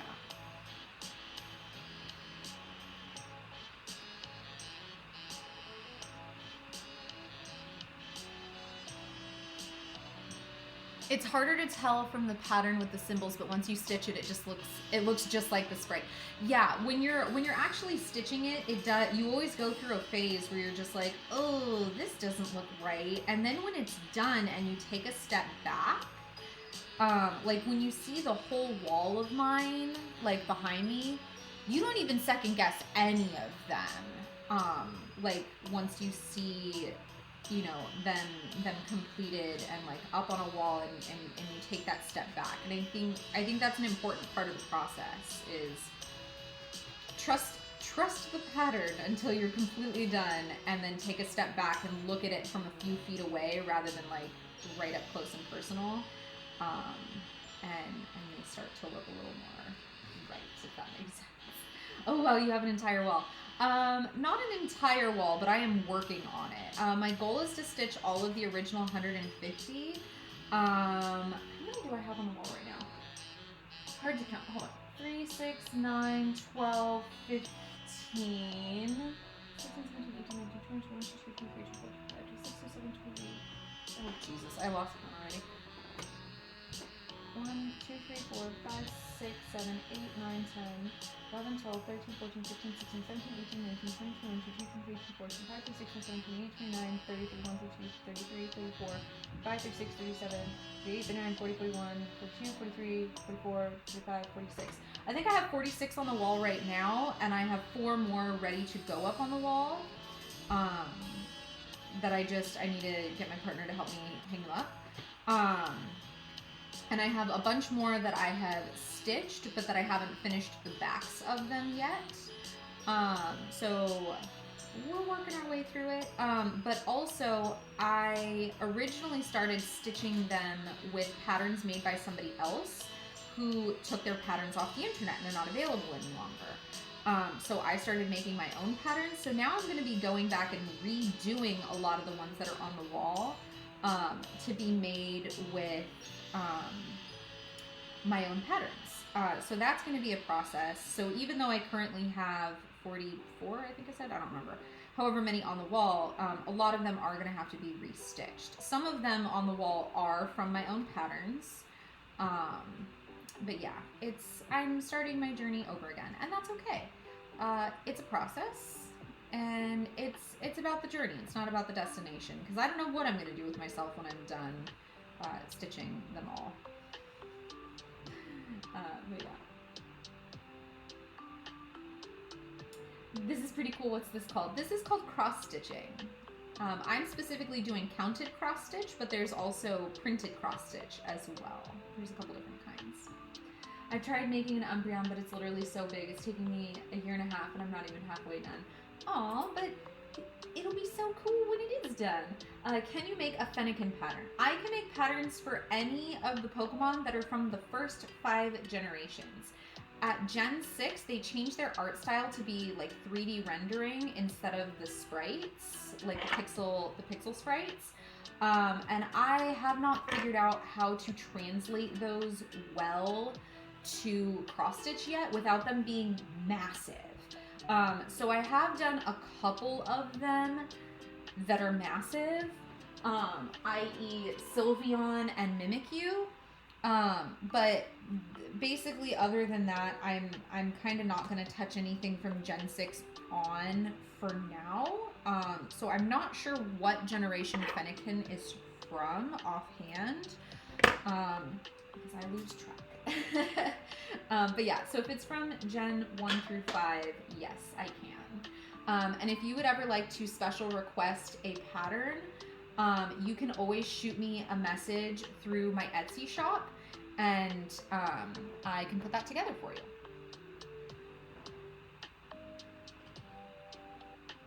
I have one more question. How do you make your own patterns? I've been trying to make one for my boyfriend. I use MaxStitch to make my patterns. It is a computer program for Mac computers. They do have a Windows version of it called WinStitch. I've never actually used WinStitch, but I assume it's pretty much the same. I hand make all of my patterns. I sit there and I click and draw every single pixel of the patterns that I'm making. I do not use, like, they do have like an import feature where you can like take a picture and import it, and it will like do its best to estimate what it thinks this picture should look like if you turn it into a cross stitch. And I don't use that feature. I don't like it. And I don't tend to think it does a very good job on things like this. If you are wanting to take like a picture of you on vacation or a landscape or something like that, and you're turning it into a really big cross stitch, it will do a much better job of that. It doesn't do a good job of small pieces, turning those, converting those. So if you're doing a big picture, the import feature is okay to use. Just make sure you have the rights to that picture before you do it. But I do actually hand create all of my own patterns.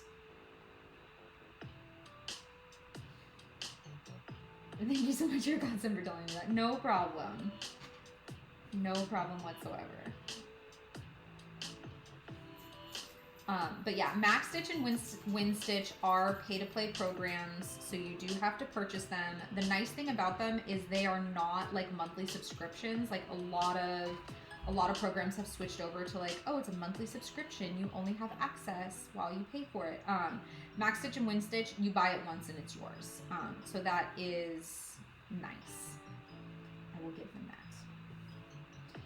I have tried some free online ones a few years ago when I was like shopping around and figuring out what I wanted to use, because I used to use PC Stitch Pro, and then I got a Mac, and you can't use PC Stitch Pro on a Mac. So I kind of did some shopping around before I settled on MaxStitch, and I just was not impressed with any of the free stuff that I found online, none of them did quite what I wanted to do, or like you would do it but then you couldn't save it, or you wouldn't be able to print it, or like just weird stuff like that. And I was like, that's not what I want out of a program. So I ended up jumping in and buying it. I'm buying it as we speak. I mean, sometimes that's the way you gotta go.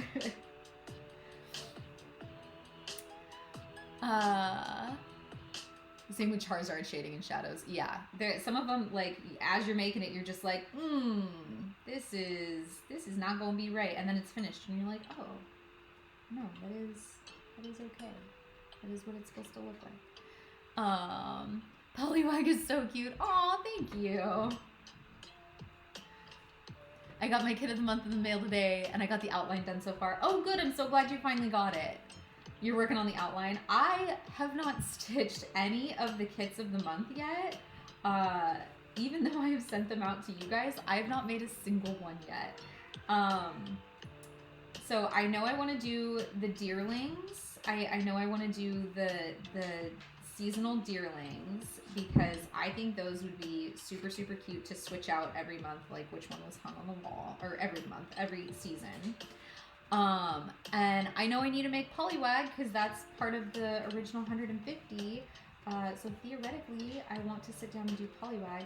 You know what? I'm going to be at my in-laws this weekend, so maybe I will bring Poliwag along with me to stitch while I'm there for a few hours, because that's what I do. I can't not bring work with me. My mother-in-law, the last time we went over to visit them, I like stitched up an Abra in the time that I was there, and she was like, oh my god, you finished this so fast. And I was just like, this is like literally my job is cross stitching. Like,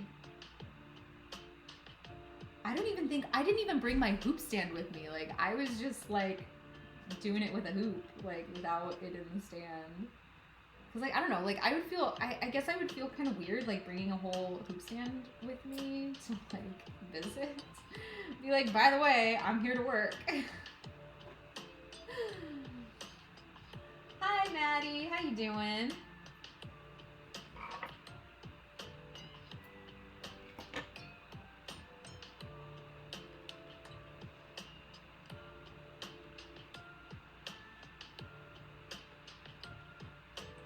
I'm already the weirdo who can't sit still. I can't just like sit and watch TV or sit and like, I have to be doing something with my hands. Some people get real mad about it too. Luckily my in-laws don't. Like, I've had like other people be like, excuse me, you're being really rude. I'm like, no, I'm not, I promise. I promise you, if I wasn't doing this, it would be a lot harder for me to pay attention to what you're saying. Just say. Alright, we are finishing another Pokemon hit. Alright, Maddie. Are we finishing a 4, 5, 6, or 7-inch hoop? Please remember, we have 3 7-inch hoops ready to be hung on the wall already, and I don't know if I have room for them because I don't know where to put them, because like I try to like space stuff out so like all the 7s aren't like all together, but I finished up like a whole bunch of like 4s and 5s all at the same time, so like I don't know, it's kind of clumpy, but like it'll be fine. I'll figure it out. But I do have quite a few. So Maddie, what size hoop are we going to be finishing up? 4-inch hoop. All right, let me get what I need. Here is this. Lettuce. Red folder. Should have my 4-inch hoops. No, that says 9-inch hoops. That's not right. There's the red folder. Other red folder. There's 2 red folders. Oh, I didn't know that. Alright, 4-inch hoops. We have Weedle, Metapod, Staryu, Spearow, and Electrode. So, who are we finishing up? I will. Yes. orange hoop. 'Cause you're, yeah. There's our orange hoop. Who are we finishing up? The second one. Alright. Metapod. Here we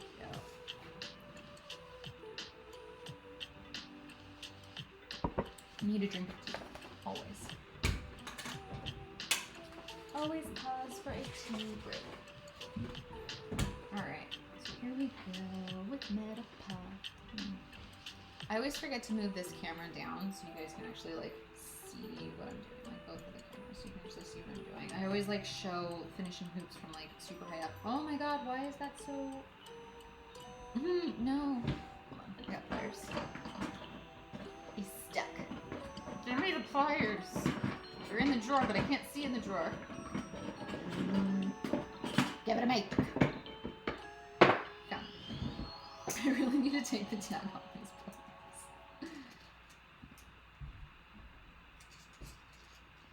I just bought these hoops and holy crap, they were like... Ah, there we go. Okay. It's like so tightly on there. Alright. So, we're gonna like center him-ish. Do our best to kind of eyeball it. Now, he is definitely an older one. I definitely made him a long, long time ago. And he has a little bit of like discoloration and stuff. So all I'm gonna do for that is staying away from like him. I'm just gonna take a little Tide stick and go over some of those little discolored areas, and that should clean him right up. I've definitely done it to some of my older pieces in the past.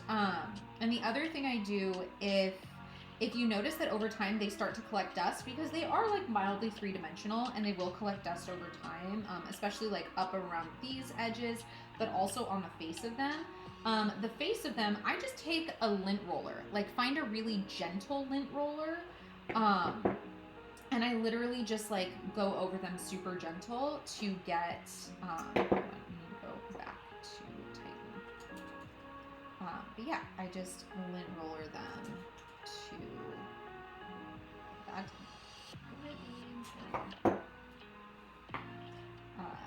To get any excess dust and stuff off. But that is my lazy process.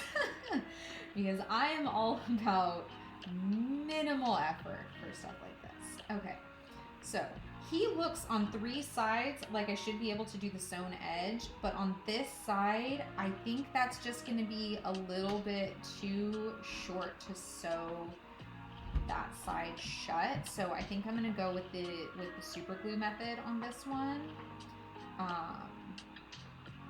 Just because of that. There's this.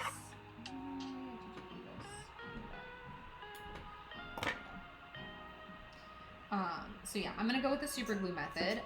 If you are a cross stitcher and you've never seen me do this before, please don't have a heart attack. I promise I know what I'm doing, and I promise it's going to be okay. It always, always, always looks a little scary, especially if you've never seen anyone do this particular method before. But yeah, okay. So now that he is centered in his little hoop, he's in there nice and tight. Nice and tight is really, really important because with this method, I will not be able to move him or recenter him ever. He's permanently in there. He's not going anywhere. So making sure he's pulled nice and tight all the way around all of the edges.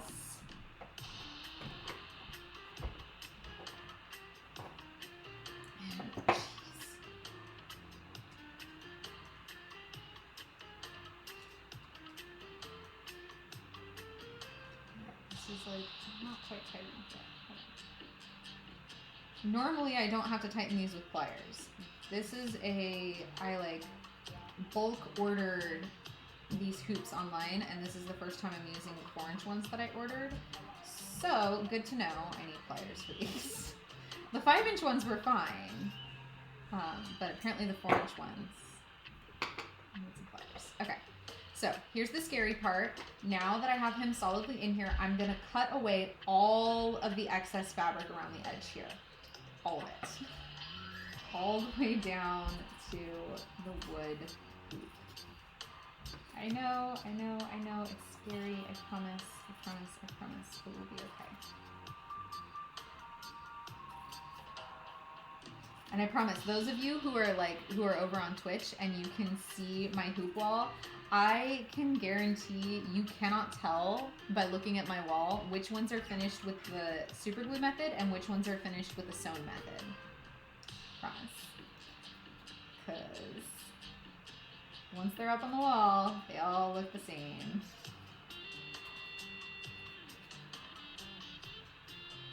How to decide which bind off method to use? So this one, I did not have enough excess fabric on this side. See how like itty bitty? I would not have been able to sew through that cleanly.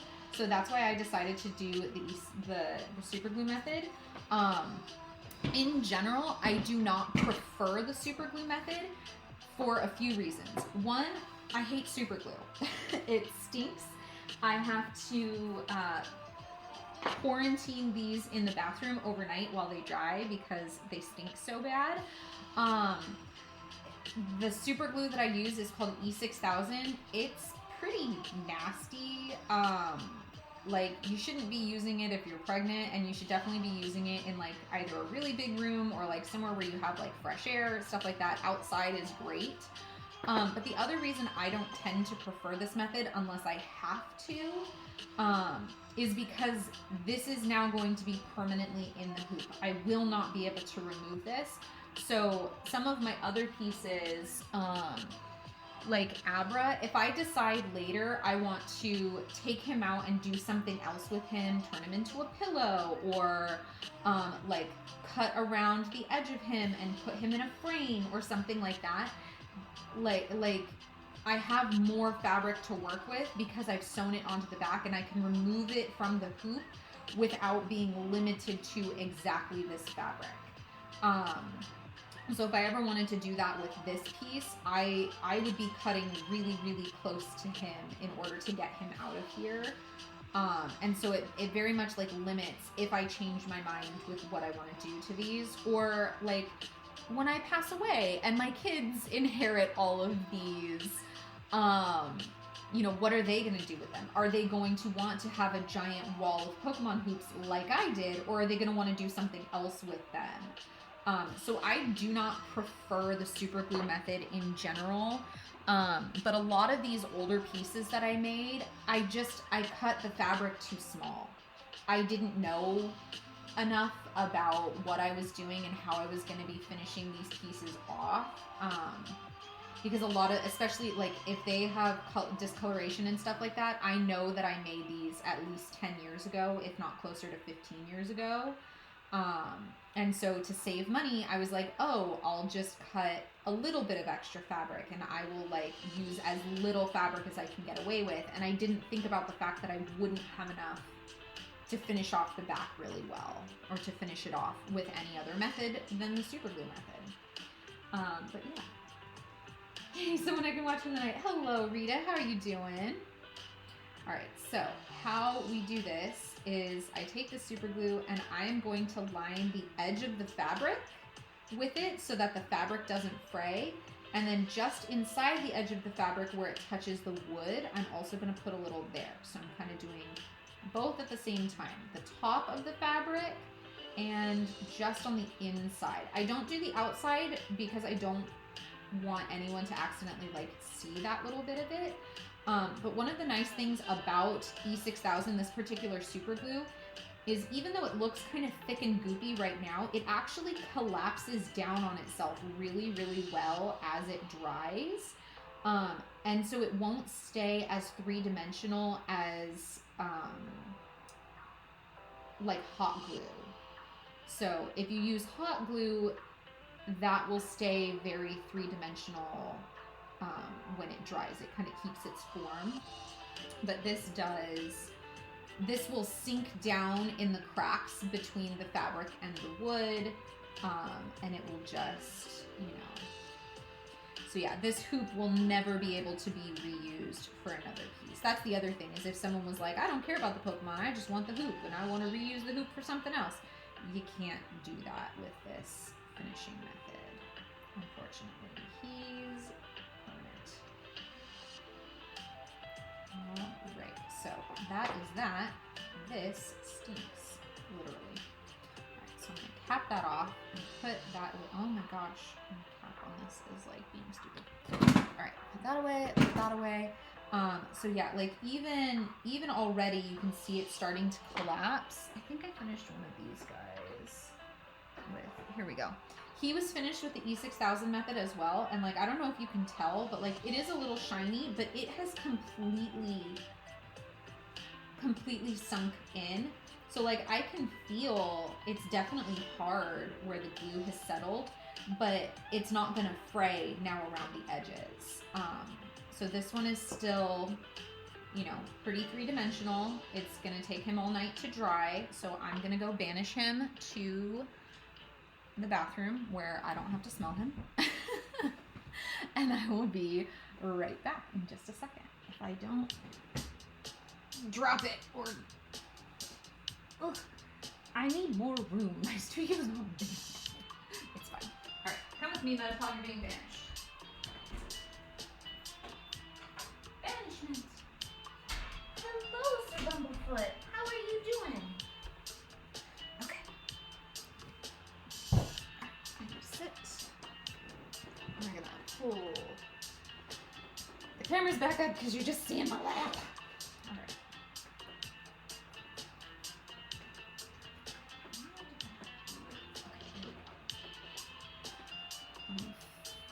Fix these camera angles for all of you.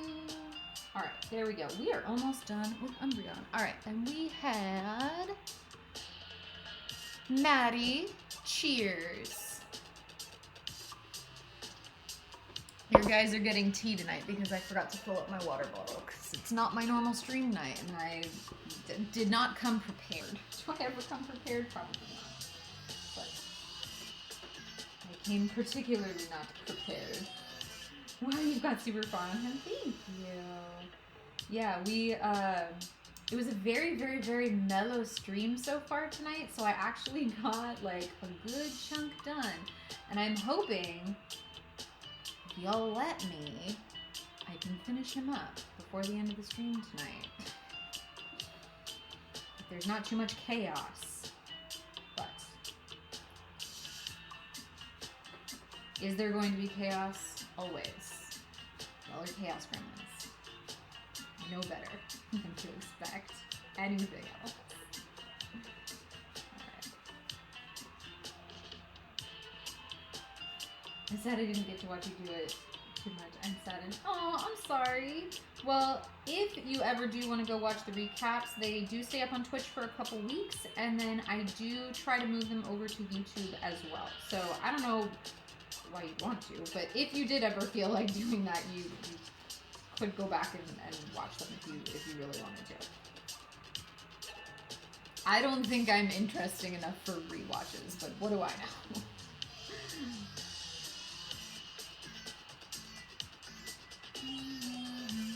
I'm always amazed when anyone comes and hangs out with me during these at all.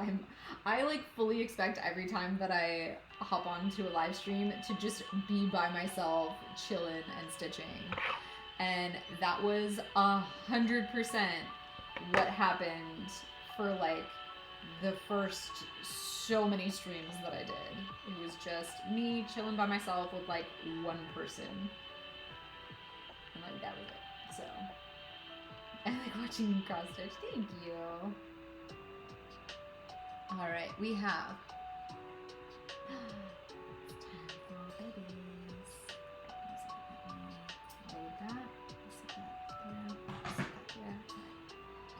Baby Cam. Here comes Baby Cam right here. They haven't figured it out yet. Normally when I start moving cameras, they figure it out.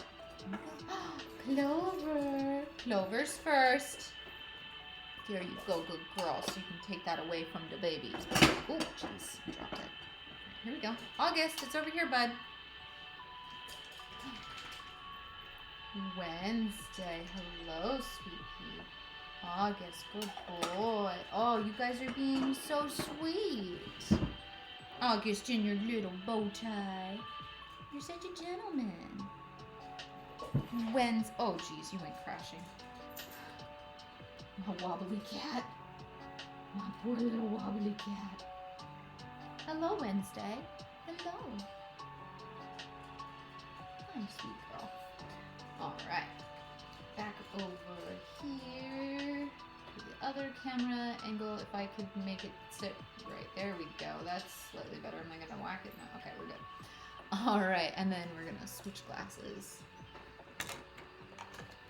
Give me the glasses. Other glasses. And hydrate. Oh, we're almost out of tea. Cheers. We're out of tea. It's a sad day when we're out of tea. Alright, where are we going? Chaos. Always chaos. Y'all are always chaos.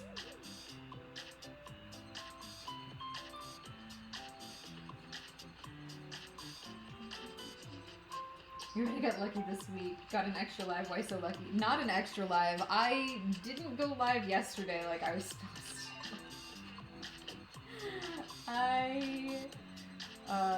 Life was insane yesterday, so I did not end up making it to my own live yesterday, so I decided to go live tonight to try to make up for it.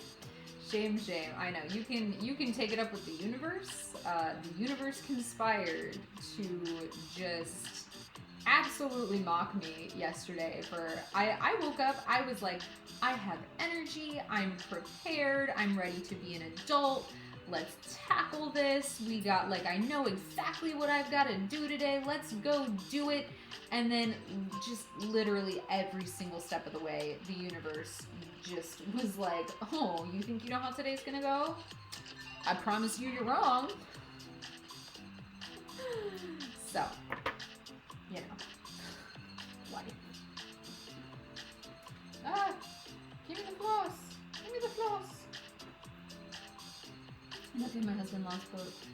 Oh my gosh, Dad and Grandma the other day? Oh my gosh, that is so awful. I'm so sorry. I hope you guys are doing okay. I can't even, like, imagine how hard that must be.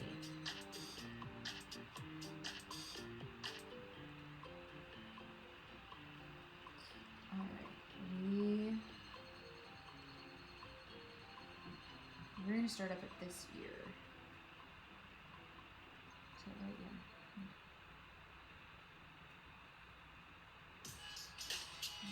Here we go. Okay, I'm just glad I have distractions. Yeah, I imagine distractions are...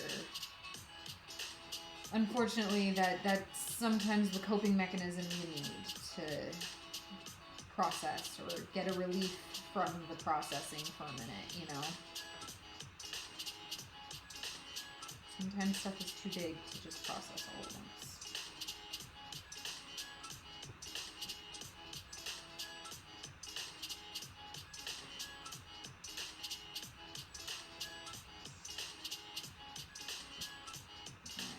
He is filling out. If you ignore his face, the rest of him is done.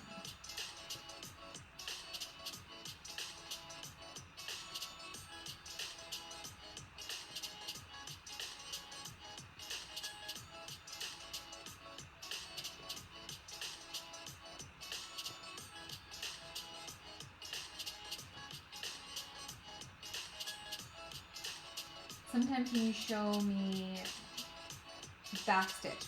Yes. You might even get lucky. I might even have time at the end of this live. I am not going to start a new one tonight. So if I can get this guy finished up in the next few minutes, which theoretically I should, I can show you some backstitch.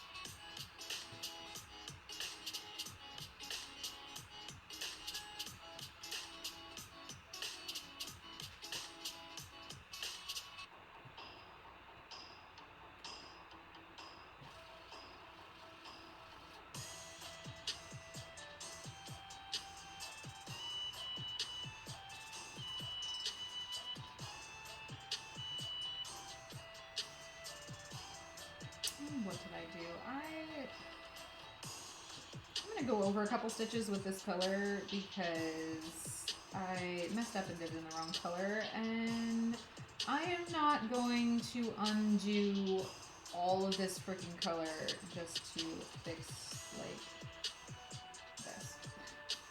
So, no one's going to be able to tell because I'm just going to do them real, real tight on top. No one but me will know, and now you. If this was a piece that I was commissioned to make, I would actually go back and fix it. But since this is just for me and it's going on my wall, I'm literally just stitching over a couple previous stitches to fix my little mistake there. All better. No one needs to know. It's fine.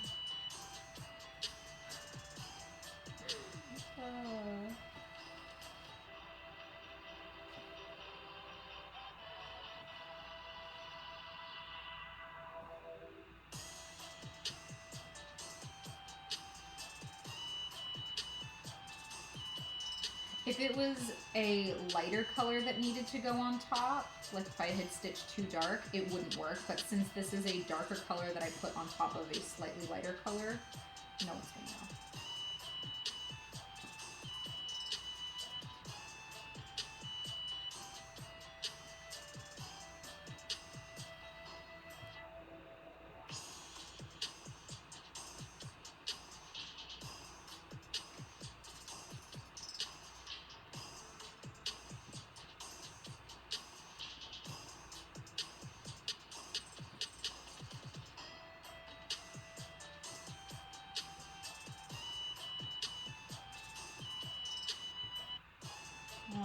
Alright, then we just need to add the little soul dots to the eyes, and Umbreon's gonna be all done.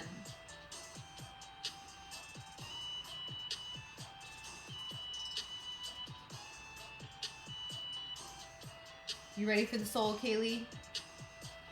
He's not googly eyes. It should be googly eyes, it's really funny. But it's not googly eyes today. The heck did you come from? You just have like a random little scrap of this color. Just like chilling here.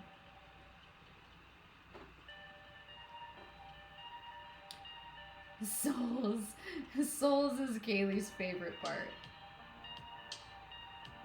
Waiting to put the soul in and then also putting the soul in. Okay, where is... There's my... I put my weight... Oh, collapse that. I put my weight away because I was using it on another project.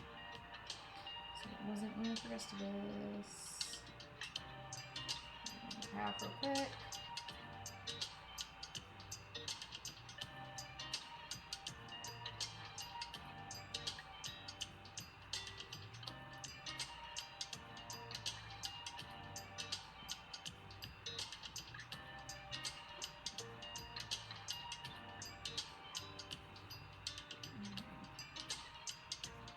Yay, Umbreon, you get your soul today.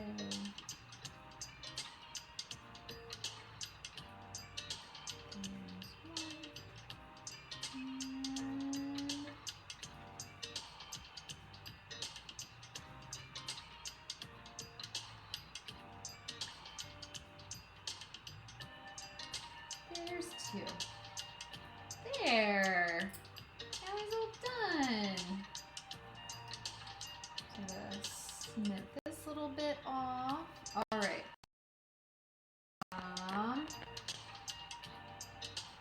Rita May, you were asking about back stitching. So let me snip this one. I'm gonna put the white away, and then let me get a little scrap of fabric to use. So do I have black? Black will be the easiest to use. I do. It's in here again because I was looking at something else. Black. There we go. There's some black. Do I have spare fabric somewhere? Here. We'll just use one of these scraps that I was going to throw away.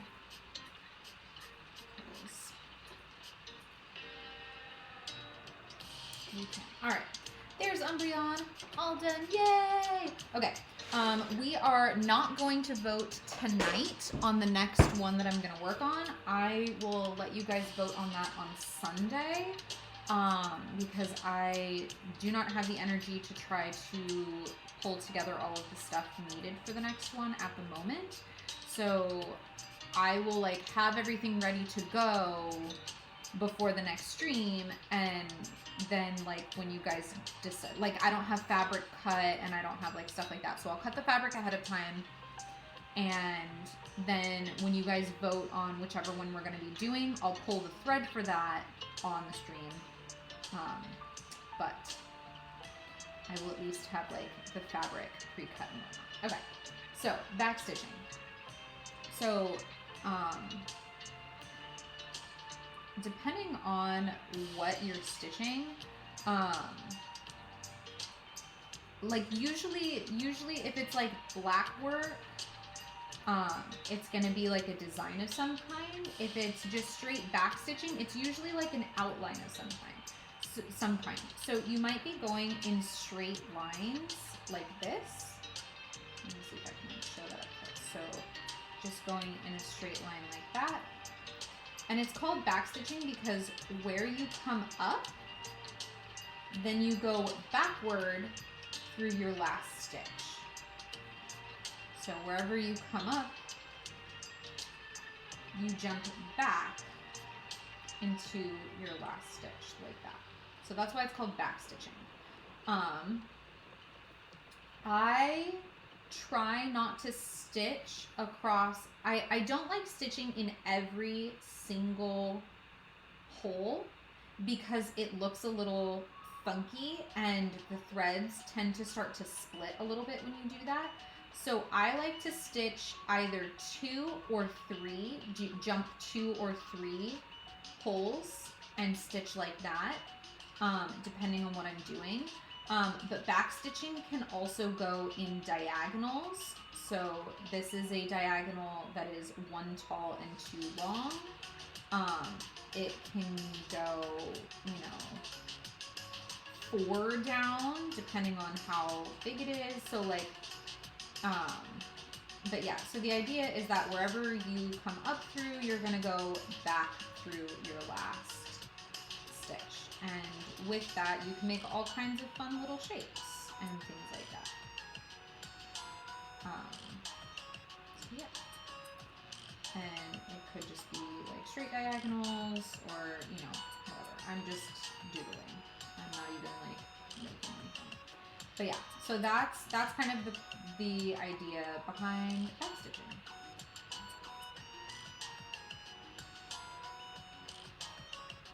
But yeah, so typically it's done as an outline stitch or to add detail to a piece, or something along those lines. I can show you a piece that I'm still working on that I'm on the backstitching phase of. I'm gonna stop doodling with thread, even though it's fun. Let me see if I can reach it from here. I am doing some back stitch on, or actually I can show you a finished one if I can't find the one I'm working on. Can I reach it? This drawer is slightly too far. Oh my gosh. Come here. There we go. Okay. So this is one of my teapot pieces that I'm working on. And so as you can see, there's back stitch done in black and also back stitch done in white. I despise backstitching so much, but it's so worth it. I agree. I have kind of a love-hate relationship with backstitching. I really have to be in the mood for backstitching, which is why it's taken me so long to finish this piece. But let me pull out one of my other teapots. So this is a Wheel of the Year teapot series. And so we just passed Ostra. So this is the Ostra one, and like without the backstitching, they're pretty, but like so much of the detail is lost on these. But they take me a really long time to do. I've been working on these for 1.5 years already. and I have only finished 4 of them, and I'm still working on the 5th one, and there's 8 altogether. So this is the Litho one, and then the Yule one, and the Samhain one. This was the first one I made. And I'm working on Mabon right now. But yeah, they take a long time because they're very big. They're pretty big pieces.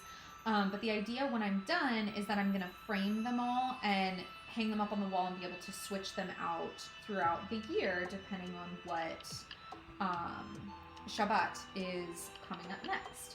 So that's kind of the idea, but I'm barely over halfway done. But yeah, so the backstitching really like makes the different shapes pop. You can tell that these are grapes now instead of just a big purple blob. You can tell that these are leaves. You can, see the shape of the little curlicues and things like that. So backstitching can really add dimension and depth to a piece. The way I describe it is cross-stitching is like color by numbers. Embroidery is somebody painting or doing paint. I would say painting on their own and deciding what they're going to have it look like. And every single piece is going to be unique. It's not going to look exactly the same. But a color by numbers piece, when you do a paint by numbers, they should all look the same.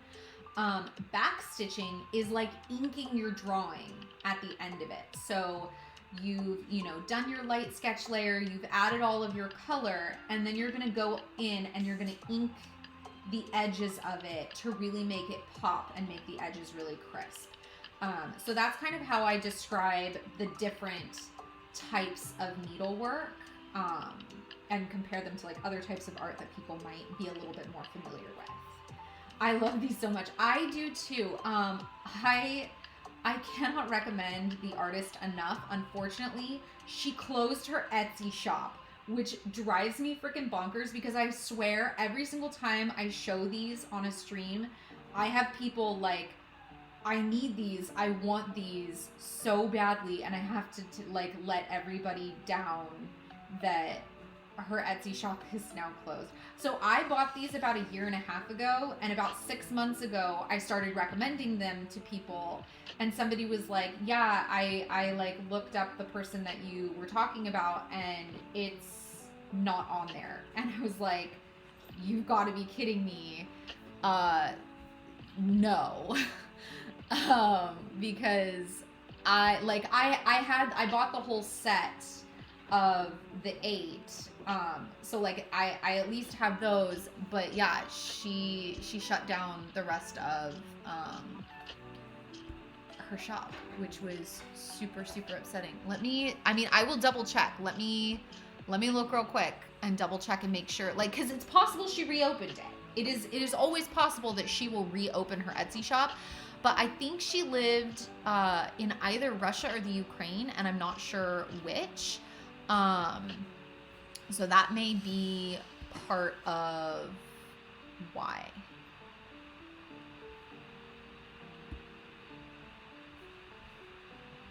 Yep, currently not selling on Etsy. So her shop still exists on Etsy, but she does not have any patterns in the shop currently, which is a bummer because she had some other patterns that I really liked and wanted to get as well. So I'm just going to have to cry quietly to myself and be sad. I will be sad about it forever. Yeah. Anyway, so that is backstitching, and then I always tie off with knots when I'm backstitching because I do. I know that there's a way to lock your stitches with backstitching. I never bother. So if I'm backstitching, it's getting knotted. But that's me. This Wars had such a weird ripple effect across the cross-stitch community. It feels so personal. It really, really has. Like, I can't even tell you how many fiber artists live in Eastern Europe. Like, there are so many fiber artists and like needlework, embroidery, felt, like just so many artists who like have had to shut their shops or pivot or like do different things or just, you know, stop and disappear. And like, we have no way to connect with these people and be like, hey, are you okay? Or anything. All, like, literally all I know is her shop, she doesn't have anything available in her shop any longer. It's all gone. And all Etsy says is they're not currently selling on Etsy right now. And that's it.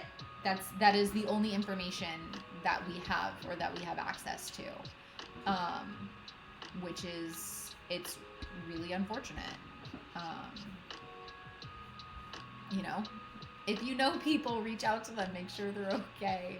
Let them know, like, hey, we love them and we want them to come back. St. Petersburg, Russia. So she was in Russia, or is in Russia, I should say. But I think one of my other favorite artists, one of my other favorite cross stitch artists is in the Ukraine. Happy Little Mouse is from the Ukraine. So I highly recommend her patterns as well. They're amazing. I have at least 3 of her patterns that I bought and stitched, and they're gorgeous. But yeah, Eastern Europe is where the art form really took off and surpassed basic sampler styles. Yes. They like took this like folksy traditional art craft and like really modernized it and made it into something that people are going to continue to want to have on their walls and that doesn't feel so dated. Like as cool as some of like the older, like if you can find actual samplers like from the 1800s and from the 1700s and stuff like that, they're amazing. But if you're making them today, they just feel really dated. And so to be able to modernize them, bring them up to date, infuse more modern things into them, whether that's Pokemon or I've seen some people make some really cool, like the old school style sampler cross stitch, but have it be like Stardew Valley or Star Wars or, you know, like stuff that we like today, is really, really, really cool. So like one of the things I'm working on right now is I'm working on a Pokeball bookmark pattern. So this will be a pattern for bookmarks. So I did my first alpha test of how to back it. My bookmark is upstairs. But I have a black work bookmark that I had made for myself years ago, like almost a decade ago now. And it is my favorite bookmark to this day. And so knowing that, like, you know, these quality pieces, as long as they're made well and they're handled well, like they can last for years, is just really, really cool. And so to be able to kind of modernize things and bring them, like give this art form new life, is really, really special. And it's unfortunate that, you know, it really did take off in a lot of the Eastern European countries. And right now, those are the people that are hurting really, really badly. And, you know, they don't always know if they're going to be able to continue doing what they do. So if you can support people like Happy Little Mouse, highly recommend it. Her patterns are amazing. And they look so cool when you're done. Here, I've got 2 of them downstairs. One is hanging upstairs on my kid's wall. But these are the 2 that I just finished. What are you doing here? Get out of here. Yeah. So this is the Woodland Raccoon piece from Happy Little Mouse, that I just finished for my partner's birthday. And then I made a companion piece to go with it. So this one's going to be for him and this one's for me. And we're going to hang them up on the wall side by side. And Happy Little Mouse is amazing, and a lot of her designs are created to be stitched on black Ida cloth, and there are not a lot of designers who create things to be put on black Ida cloth, and hers are stunning. They're absolutely stunning. And she's got like a whole bunch of like wood, like mushrooms, and then she's got like some cryptid stuff, and she's got like beautiful moths. My littler one, I made them a Tyrannosaurus Rex skeleton with like some leaves and stuff around it, and she's got like some other dinosaur skeleton pieces as well. But yeah, she's an amazing artist. So highly recommend. Like, I don't know, there's a few different artists that I really love. The one who designed the Wheel of the Year Teapot series, one of my favorites. Happy Little Mouse, one of my favorites. Absolutely. I bought a fish in a bottle and I love the colors. Yes. The colors are so vibrant on the black. Like, they just stand out so good on the black. But yeah, I'm looking forward to doing the possum. Oh, very nice. Little things in life. Thank you for the follow. I appreciate you. But yeah, so with that, that is the end of my stream time here tonight. We did get Umbreon finished up, and we did also finish off a couple of hoops. We finished off Zapdos, and we finished up Metapod. I'm not going to show you Metapod because he's in the bathroom. He's been banished because he has stinky super glue all over him. And Zapdos is over there on the floor because I set it down. So it is the end of my streaming time because I do have to wake up in the morning and teach small children because that's what I do. But I do want to start, or end? I want to start ending. I want to start the end. I don't know. My brain is fizzling out quickly. I want to start by thanking my patrons. You guys help keep me doing this and allow me to be able to continue doing this, streaming with you guys, making new Pokemon patterns for you guys, and absolutely sharing the love for this craft that I have. So I want to say thank you to Natalie, Michaela, Sarah, Allyson, Melanie, Giordan, Kaley, Alexandra, Chelsea, Shirley, Lynn, Amber, Lisa, and Demented Lemming, aka Avril. Thank you guys so much for being my patrons. I love you all so much. You're amazing. If you would like to learn how to cross-stitch yourself, I do have a link in my bio where you can get access to all the things I'm about to talk about. So if you are over on Twitch and you would like, or if you're watching this later on YouTube and you would like the link to that, it is this link here, or it's down in the show notes if you're on YouTube. So that is the link that I'm talking about. As soon as it shows up, there it is. So if you would like to learn how to cross stitch, you can follow the link in my bio. I have a how to cross stitch guide in there that'll walk you through everything you need to know to get started. I am still working on the video tutorial series on TikTok, and that will be uploaded to YouTube as well, walking through all of the steps of the process. If you watch my lives, I do talk through what I'm doing as I'm doing it. So on my next live on Sunday, I will be starting a brand new Pokemon, and I will talk through all of the steps that I go through to start. So if you'd like to hop on for that, I do go live twice a week on Sundays and on Wednesdays at 7:30 Eastern time. I know today is Thursday. I know. Life had other plans for me yesterday, so I hopped on today instead. But typically I go live Wednesdays and Sundays at 7:30 Eastern time. So if you would like to get access to the Pokemon patterns that I have created, I have a couple different ways for you to do that. You can check out my Etsy shop where my patterns are $5 a piece. I also do have a Patreon. Through my Patreon, I have a few different tiers. I have a $7 tier that will get you 2 brand new patterns every single month. You also get access to Bulbasaur, Charmander, Squirtle, and Pikachu. You get access to those all the time, but then you get 2 bonus patterns that switch out every single month. That's my Pattern of the Month club. I also have a $12 tier. That gets you access to my entire Pokemon library. I add at least 4 new patterns to the library every single month. And this month I actually added 8 brand new patterns to the library. So I do like to spoil you guys. Next month, in addition to the 4 that I've already created that I know that I will be dropping into...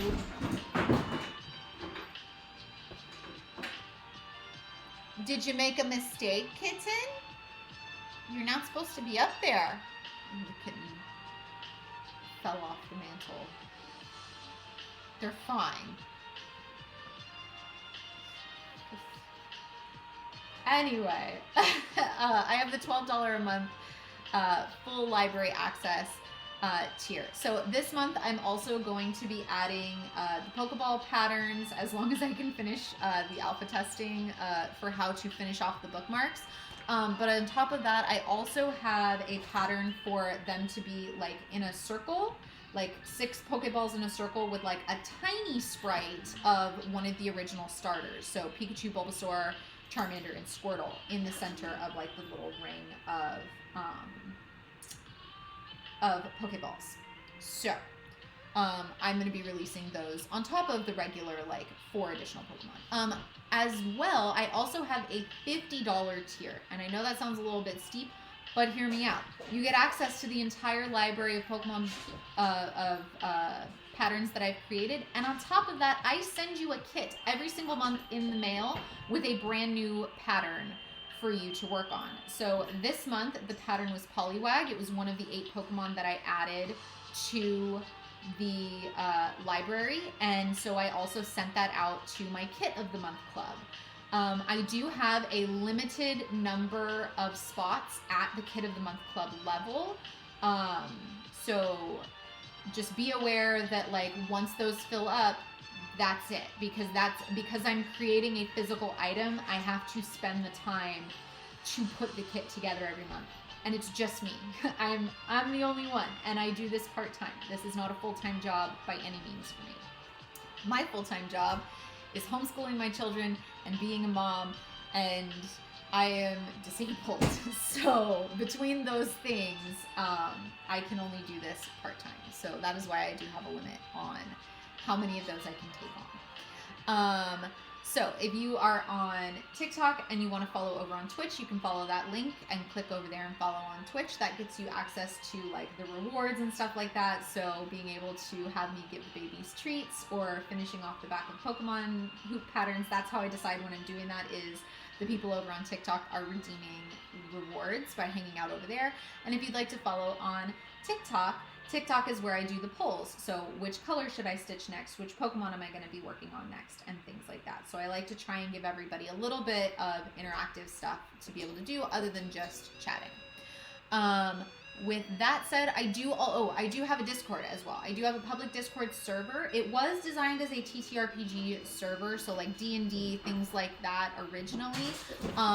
Turns out there's a huge crossover between tabletop role-playing game nerds and crafting nerds. So we do have a pretty robust craft section over there as well, where we can cheer each other on, share our works in progress and our finished pieces and things of that nature.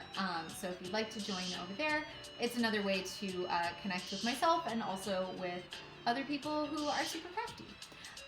Anyway, so thank you guys again for being here with me. And I see that I did have one more question real quick in the comments. Question regarding the Mabon pattern. I see copies of the patterns on Etsy under a seller called X Cross Stitch. Is this stolen content, or that is not who I purchased it through, but it is possible that let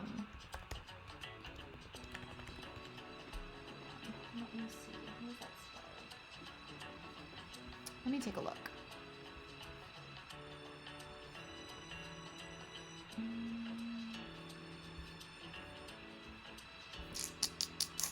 How do I search? No, I want this to be the seller. I want to search for the seller. Okay, how do I search seller? Hold on, give me a second. Let me take a look. That is concerning for me.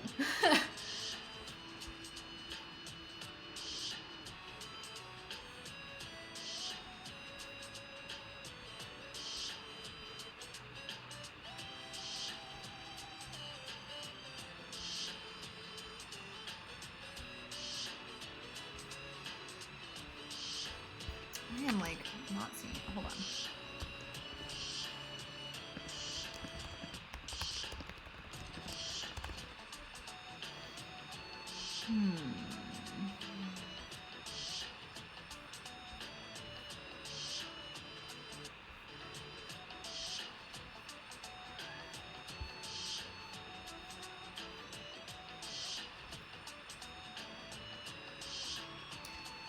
am not seeing that seller on here personally, but I do know that the Etsy algorithm does take your location into consideration and does try to present you. Ah, haha, I found it. Hold on. Let me take a look.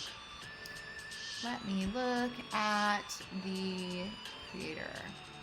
So this is somebody from Florida, and I do see that they have all of the patterns.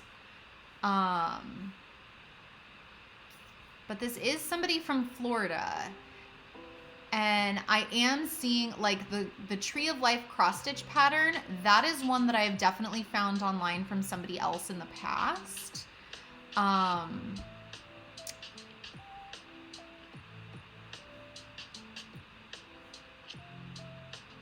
I am not 100% sure. I mean, I can't say for sure, like, hey, this is, somebody else. But I do know that this person only has 600 sales. And the person that I originally bought it from, who seemed to be the creator of it, had a lot more than that, I believe. Hold on, where is it? Where'd it go? Anim Cross Stitch was the original and had over 4,000, almost 4,500 sales. So I don't know. It's hard to say, like, I don't know. It seems weird. They have a lot of the same patterns crossing over with each other, but I'm also seeing like other stuff as well. This seems like a really eclectic mix for if X Cross Stitch is the creator of all of these particular patterns. What I am seeing that are red flags for me personally are the pictures are not the same. So the style of the pictures that they're posting, some of them have this brick backdrop behind them. Some of them look like blown up, sort of zoomed in versions of them. The Mabon, or, the Wheel of the Year series is just, the main picture is just the picture on gray. I'm seeing, it's just, the style is just wildly different between a lot of these, which to me is a red flag that they're possibly have taken these from multiple creators. Whereas like if you go to Happy Little Mouse, if you go to my Etsy shop, we use the same backdrop style. We use the same,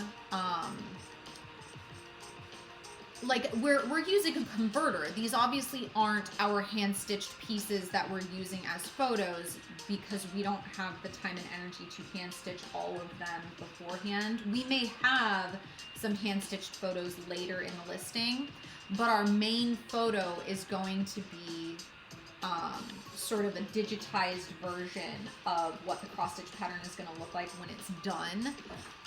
And having multiple styles like this, and then multiple content styles as well. Like some of these are like very anime and cutesy, and then I'm also seeing like more detailed stuff. I'm seeing, some snarky lettering. I'm seeing like this really detailed little hamster sleeping in an iris. And then, just above it is like a little Spider-Man chibi. And just, to me, it's grasping at too many different things. And so, like I said, like to me, that's a red flag that this person may not have come by, I'm not saying they didn't, but may not have come by this content or these patterns in quite a legal way.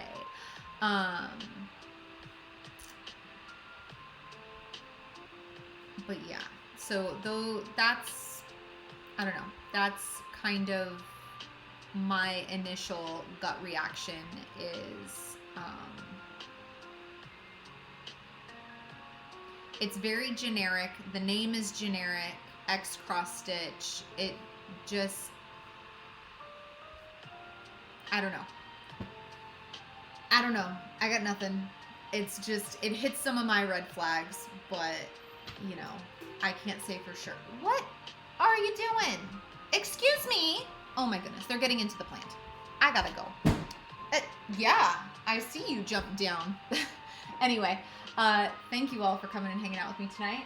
I will see you on Sunday. I will do my best as long as life doesn't kick me again.